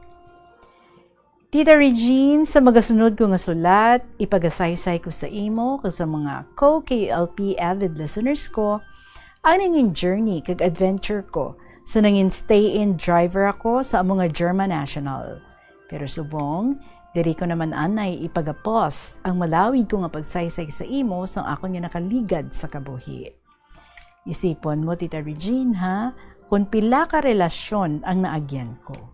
Wala ako ini ginasaysay para ipabugal, kundi para makahatag leksyon kag inspirasyon sa tanan. Ang inagihan ko sa kabuhi, ini ang ako nangin survival, samtang nagaatubang ako sa paghangkat sa kabuhi. Halin sa isa ka teenager nga wala makatapos tungod sa naimpluwensyahan ni Candy, tubtob sa nangin isa ka bataon nga amay. As always, tita, lubos ang ako nga pagpasalamat sa imo kay ginahatagan mo gid sang pasensya kag paghangop ang ginasaysay ko bahin sang akon past. I truly trust you and your program, Tita Regine. More power and God bless you always. Sincerely yours, Mr. MSS of Quezon City.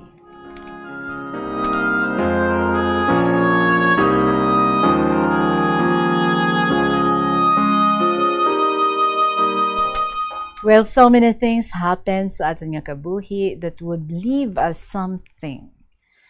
Learnings, wisdom, experience. Salamat man sa imo, Mr. MSS, for continuing to share with us. Yes, you are right. Hindi man mahapos ang basta nga mag-share about your past especially and magbilin sang mga luyag mo nga ibilin diri para sa amon. Ang pagbilin, that's one thing I gina-appreciate gid namon, but ipagwa mo man, no, ang everything nga imo nga naagyan nga ang sama-sami, things that you're not very proud of, but you had the courage nga ipagwa, i-share diri sa amon for the purpose nga kami may makuha nga inspirasyon kag may ma-learn man sa imo nga ginaagyan sa kabuhi nga gina-unfold mo diri sa amon, gina-share mo diri sa amon. Salamat gid, I know may madamo pa nga mga episodes kami nga pagapaabuton halin sa imo, so just keep on writing diri sa KLP. Thank you very much. 2:37 ang aton nga oras. Next story naton would come from Fighter Libra of Taguig, Metro Manila. Sa pagbalik sang KLP kaupod si Tita Regine.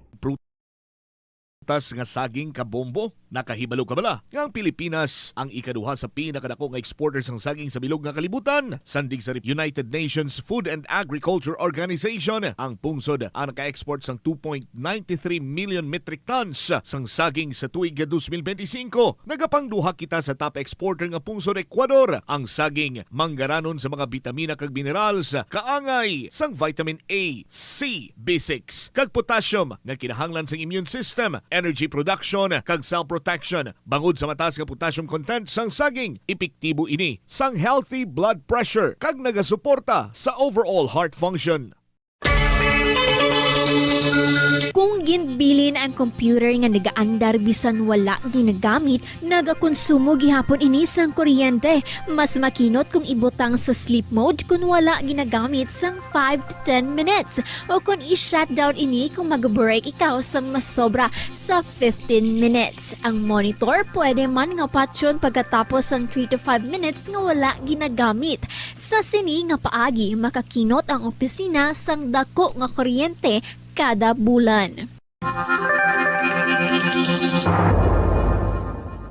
May kilala ka bala nga mga bata nga mahilig sa video games? Nagausik bala ini sang inoras sa paghampang sang iya ginakaadikan nga games. Isa ka pagtuon sang American Academy of Pediatrics ang nagapahayag nga ang sobra-sobra o kun inoras nga pagtiner sa paghampang sang video games ang makadulot sang depresyon, anxiety kag manubo nga grade sa eskwelahan. Suno sa mga eksperto, halos 9% sa kada 3,000 ka mga elementary students sa kada pungsod ang makabig pathological o kun addict sa paghampang. Makabig nga pathological o kun addicted ang isa ka estudyante kun Balik kita diri sa kahapon lamang program, 40 minutes after 2 o'clock, about 2 letter senders in a row coming from Manila.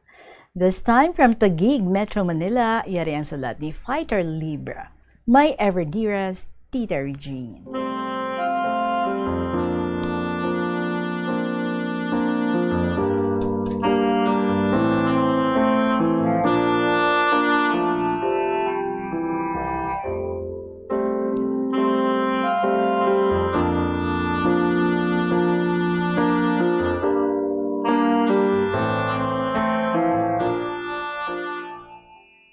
Isang mapagpalang hapon po sa ating lahat. Hi, it's me again, Fighter Libra of the Gig, Metro Manila. But before I proceed, allow me to greet first each and everyone who is listening to this very beautiful program of Bombo Radio on KLP. Sa mga letter senders, Bombo staff, and of course sa iyo, Tita, a pleasant afternoon sa ating lahat. Medyo matagal-tagal ding hindi na ako nakapag-share ng iba ko pang kwento sa buhay sa kadahilan ng medyo na busy na. It was a year ago when I decided to resign from my work and now busy sa bagong career na aking tinatahak, which is an entrepreneur. But of course, di po ako pumapalya sa pakikinig sa inyong programa every afternoon, lalong-lalo na't free ang time ko. But that is not the story which I wanted to share with you this afternoon, perhaps on the next letter. This story is all about sa aking cousin who passed away 2 years ago. We grew up together. We went to the same school together, mula elementary hanggang high school. Neighbors kami as well.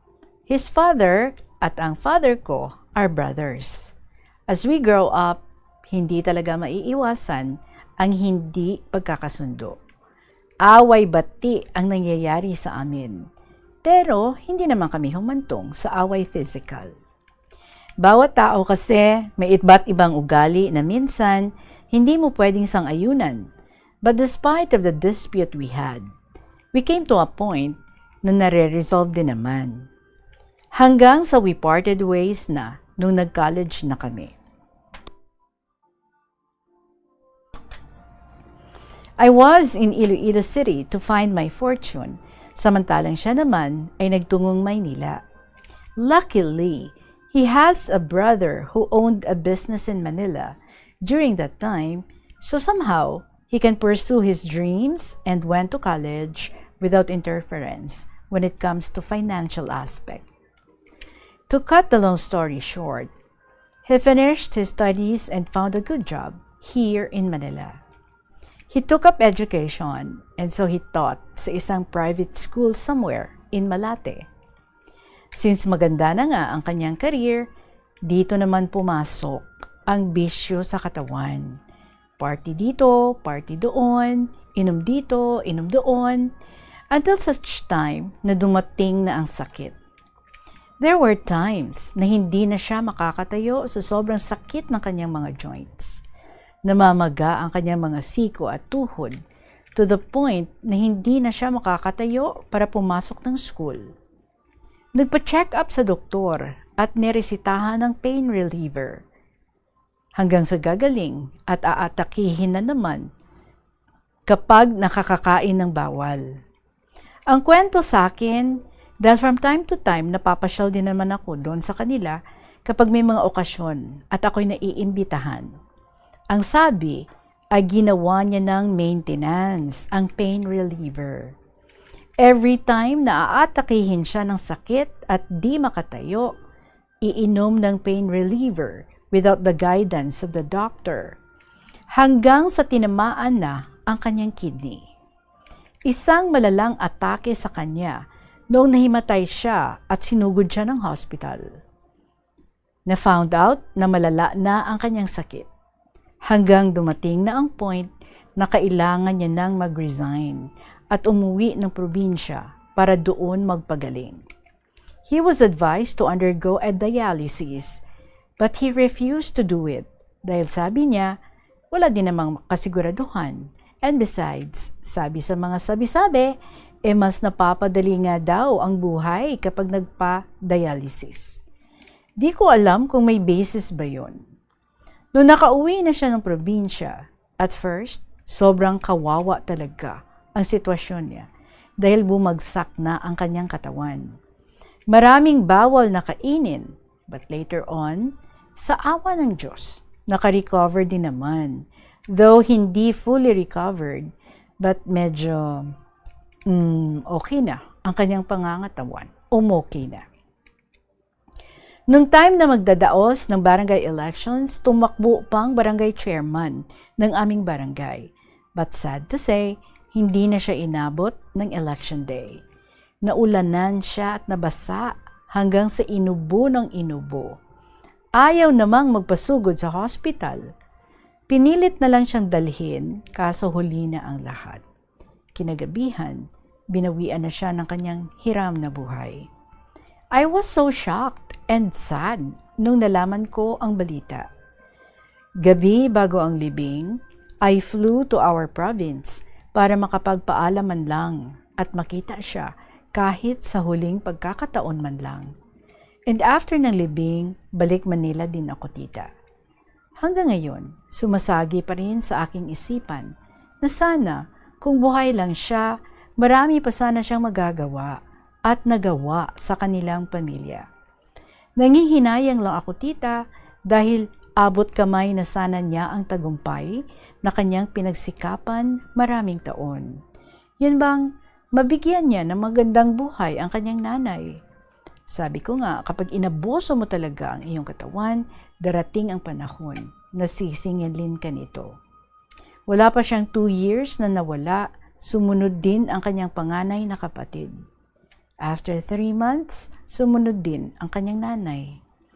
Ang usap-usapan nga namin magkakapatid at magkamag-anak, kung buhay pa sana siya, sana hindi pa nawala ang kanyang nanay.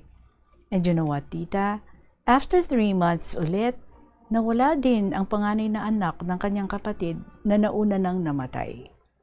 Hindi ko alam, tita, kung malas ba o what, kasi ang pagkakaalam ko, there's no such thing as malas. Basta may pananampalataya ka sa Panginoon.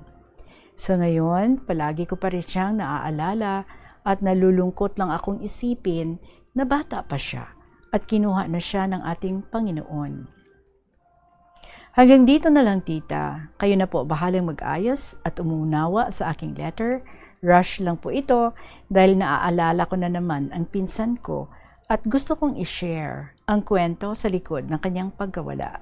Kung saan man siya ngayon, naway masaya ka sa kaharian ng Diyos at gabayan mo ang iyong bunsong kapatid na nag-iisa na lang na namumuhay ngayon. Maraming salamat sa inyong pagbasa, tita.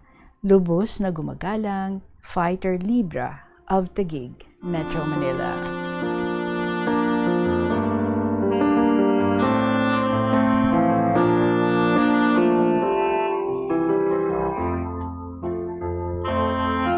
Sayang talaga, no? Pero we all know every decision that we make may kalakip na konsekwensya. Yan. So, he decided for himself kung paano niyang imamanage ang kanyang health condition, ang kanyang medical condition. So, it was his decision. And siguro may idea din siya, no, kung ano ang mga mangyayari, and then may mga beliefs man siya siguro nga iya. And so that's why nga ti amo tuya ang iyang gin-decide sa iyang nga kaugalingon. At least aware siya, no? Nga ti wala man siya nagpapilit kung ano ang ginapang advice sa iya, so he made his own decision. So kung ano man ang nangin resulta sina, amo na ang nanging konsekwensya sa iyang mga decision makings. Of course, we all know nga ti kung abusuhon mo man ang imong lawas, kag pabayaan mo ang imong mga health issues, may mga repercussions gid, kay may mga konsekwensya gid ina. But ano naman nato, no? We can just advise and we can just comfort, we would want to help, but in the end, ang tao man gyapon ang mga desisyon para sa iya nga kaugalingon. Anyway, I know nga ti ikaw nasayangan ka gid and even ang mga iban nga mga family members, but kumbaga wala na, tapos na, nagresulta na ang mga nangin desisyon niya sa iyang health conditions, kag wala gid siya nabuligan. How we wish, no, nga kung tani nagpamati siya, but wala na, it's water under the bridge. Anyway, sa iyang utod nga nabilin, well, we hope, no, nga subo nga wala na siya. I guess we have to stop na siguro ang paghambal nga kung tani, kung ara pa siya, kung tani, nabuligan pa ang iyang manghod, may matipan pa sa iyang manghod. Iya mga kuntani na lang. And the reality is that wala na siya, wala na ang mother niya, wala na ang utod niya, kag wala naman to, no? Ang iyang hinabdos, ang bata sa iyang magulang, nga nadula naman. And what remains now, amo na lang ng iyang utod. So kamo nga ara dira, kamo nga ara sa palibot. But we hope nga maka-check man kamo sa inyong pakaisa or sa inyong paryente. And if you see nga may mga kinahanglanon, I am sure hindi man kamo siguro magduwa-duwa nga mabuligan ang ina nga bata. Salamat gid sa imong pag-share diri sa amon. Halong ikaw dira sa Manila. Fighter Libra sang Taguig. Oras natin, it's 2:51. Gusto ko na lang diretsuhan. Inisulat ni Gemini sang 4th District. Dearest in the Regine.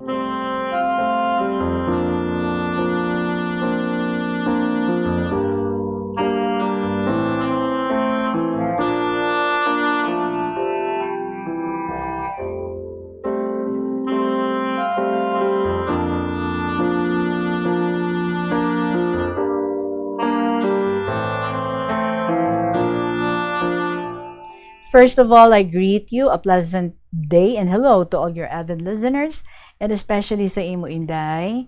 Inday, call me Gemini, sang 4th District. I am 76 years old and have 12 children, 3 boys and 9 girls and 30 grandchildren. Wow! Grabe nga pagmuad. Mostly your senders are professionals and talented. Doon na ako magsulat, kaya hindi ko sila ka-level. Wow, Pero Inday, may kasabihan, there's no harm in trying until you succeed. So I tried it, pero Inday, kung may kulang, imo lang dugangan. Kaya kung may sobra, imo lang buhinan. Okay. This is the start of my story, life and love. Sa nagaedad ako 8 ka tuig, hinali na patay ang akon nga iloy. Siling sang iban, ginkulam ko no. Ambot kun matuod. 4 kami nga magulutod, lunsay babayi, kag ikatatlo ako. Sa hinali nga kamatayon sang akon iloy, naapektuhan gid ang amon pangabuhian. Gani, ginkuha ako sang akon tiya, nga ginatawag ko nga mama, kag ang isa ko kautod, ginkuha ni Lola. Sang ulihi, nagpuyo sanday tatay sa Mindanao. Gani, nabilin ako sa akon tiya, kay ginakabig nila ako nga tunay nga bata, kagin pa eskwela. Inday, may ambition ako nga wala matuman, tungod gin pabanahan nila ako sa ila kasultanan. Kay para kay tatay, nga may istaran, kay ti nagpuli na halin sa Mindanao.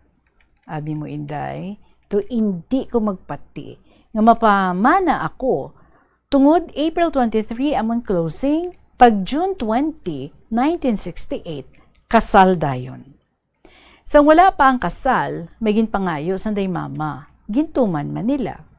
Sang dito na sa simbahan, may portion nga ginapamangkot ka sang pari, pero wala ako nagasabat. Tungod sa advice ang akon maninay, nagtuman na lang ako. Sa last part kakasal, may public kissing. Okay, first kiss namin mo. So wala naman ako mapasugot. Ano, siniswerte? Pagabot sa balay, damo tao, daw fiesta lang. Pero sa gihapon, hindi ako malipayon. Sang gabi na, ang mga bata gindala ko sa kwarto, kay didto ko patulugon. Pero pagkahibalo ni mama, ginpagwa sila. Gani, duha na lang kami ang nabilin. Pero Inday, may ulunan sa tunga namon. Kaginambalan ko siya, touch me not.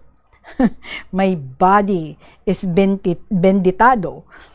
Kani nagtuman man siya, but every time he attempts, that's my alibi. So until nga nagabot ang tion, may pasaka ka umagad, gani may Paskwa duman. First time ko nga nakakadto sa ila lugar. Sang dito na kami sa ila lugar, feeling ko Inday, daw prinsesa ako. Wala ubra. Bisan panghugas pinggan, hindi magpasugot akon ugangan.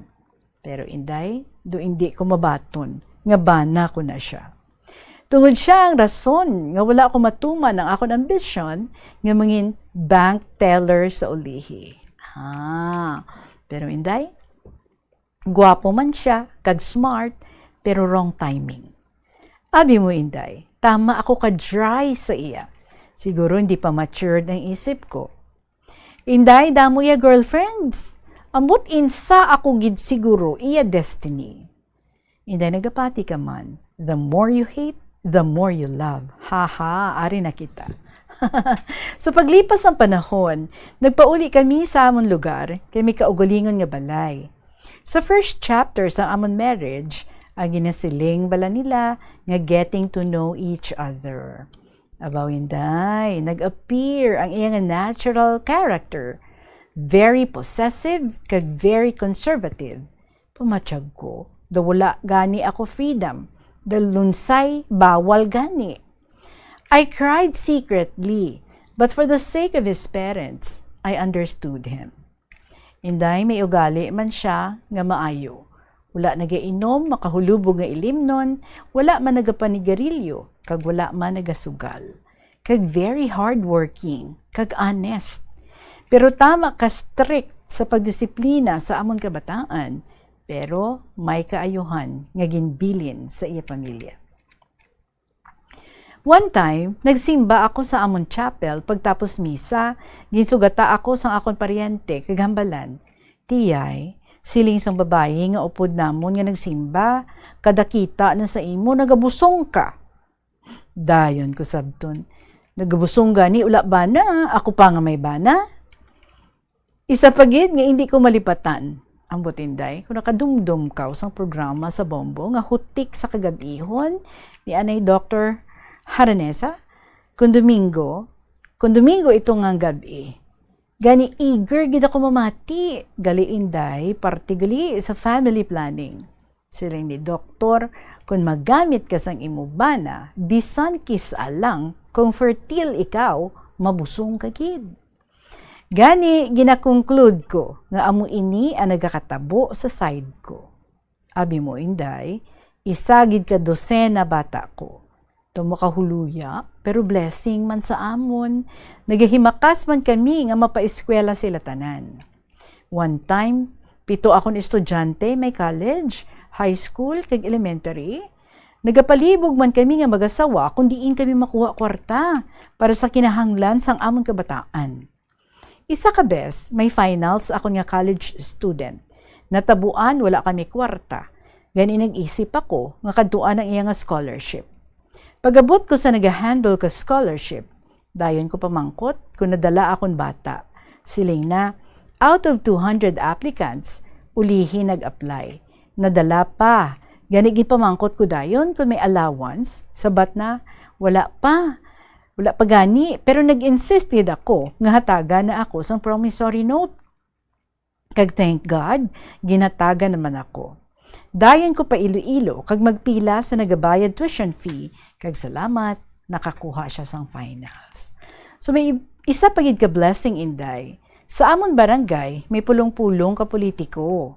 Ako nag-attend, coincidence Inday, paghambal ka speaker, kung sino may bata ang isa ka dosena, hataga ni 1,000, gani naka-avail duman ako. Inday, way man ginapabugal, subong, duha akon maestra, duha akon OFW, duha man akon mananahi, kag isa ka automotive. Inday, akon bana, farmer, sometimes blacksmith, kag isa ka tanod sa barangay. Gani ang masiling ko lang, kung may kasakit, may kalipay man. Pero sad to say, my husband has already passed away. Inday, may i-share ako anay para sa wala kahibalo nga si Mama Mary wala mahilabtisan sa la nga panublion tungod isa siya kabituon nga nahulog sa dagat.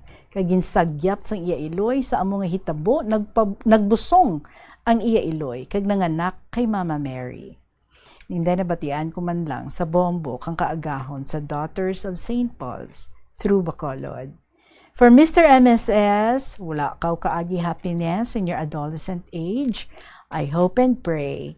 May the Lord give you happiness in your remaining days. So Inday, thank you for reading my letter. Time goes by, but your name remains in the hearts of the people. So hindi pasensya, may penmanship is not good, it's hard to read. Bye-bye. Your new sender, Gemini, sang 4th District.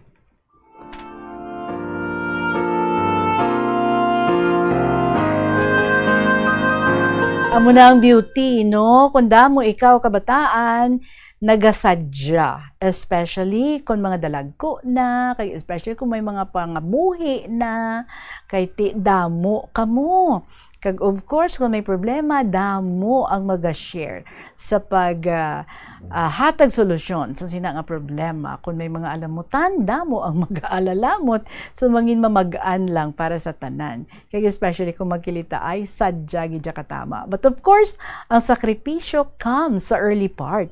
Kaya dito sa bala, 12 kabilog, ang imo nga erase, may ginagatas ka pa siguro, may ginakungkong, may ginasipit, ay ambot halata na lang. And especially sa pagpaeskwela sa ila. But now you said, pila kabilog ang imo nga mga professionals kaga-enjoy kamusubong sa inyong sitwasyon nga ti damo ang mga kabataan kag damo man siguro no ang nanging kabataan sa inyong mga kabataan. So ang lahi nagdamo, ang clan nagdamo gid. So you're right. Kung may mga sakripisyo, may mga sacrifices, may ara man nga happiness, may ara man nga comfort. Basta nagabinuligay lang gid. Wala lang gid give up. Anyway, you have done your best to raise 12 children and blessing gid dinaya ang mga kabataan. So salamat gid sa imo. This is your first time nga mag-join diri sa kahapon lamang program. I hope this won't be the last. Keep on sending. Diri sa KLP, Gemini, sang 4th District. Magapakabombo, magasunod na ang mga dramas every afternoon tuyang Ermitaña Provincial Jail, kagang Dear Diary. I will be back with you again on Thursday. So madaming salamat sa inyo. Just keep on sending your stories through email sa bombo_iloilo@bomboradio.info or sulaton and you just send. Sa kahapon lamang program, DYFM, Bombo Radio, Iloilo, Sky City Tower, Mapa Street, Iloilo City. See you on Thursday. Sa hihapon, ininyo alagad si Tita Regine para sa kahapon lamang program. Salamat, kid. Good afternoon and God bless.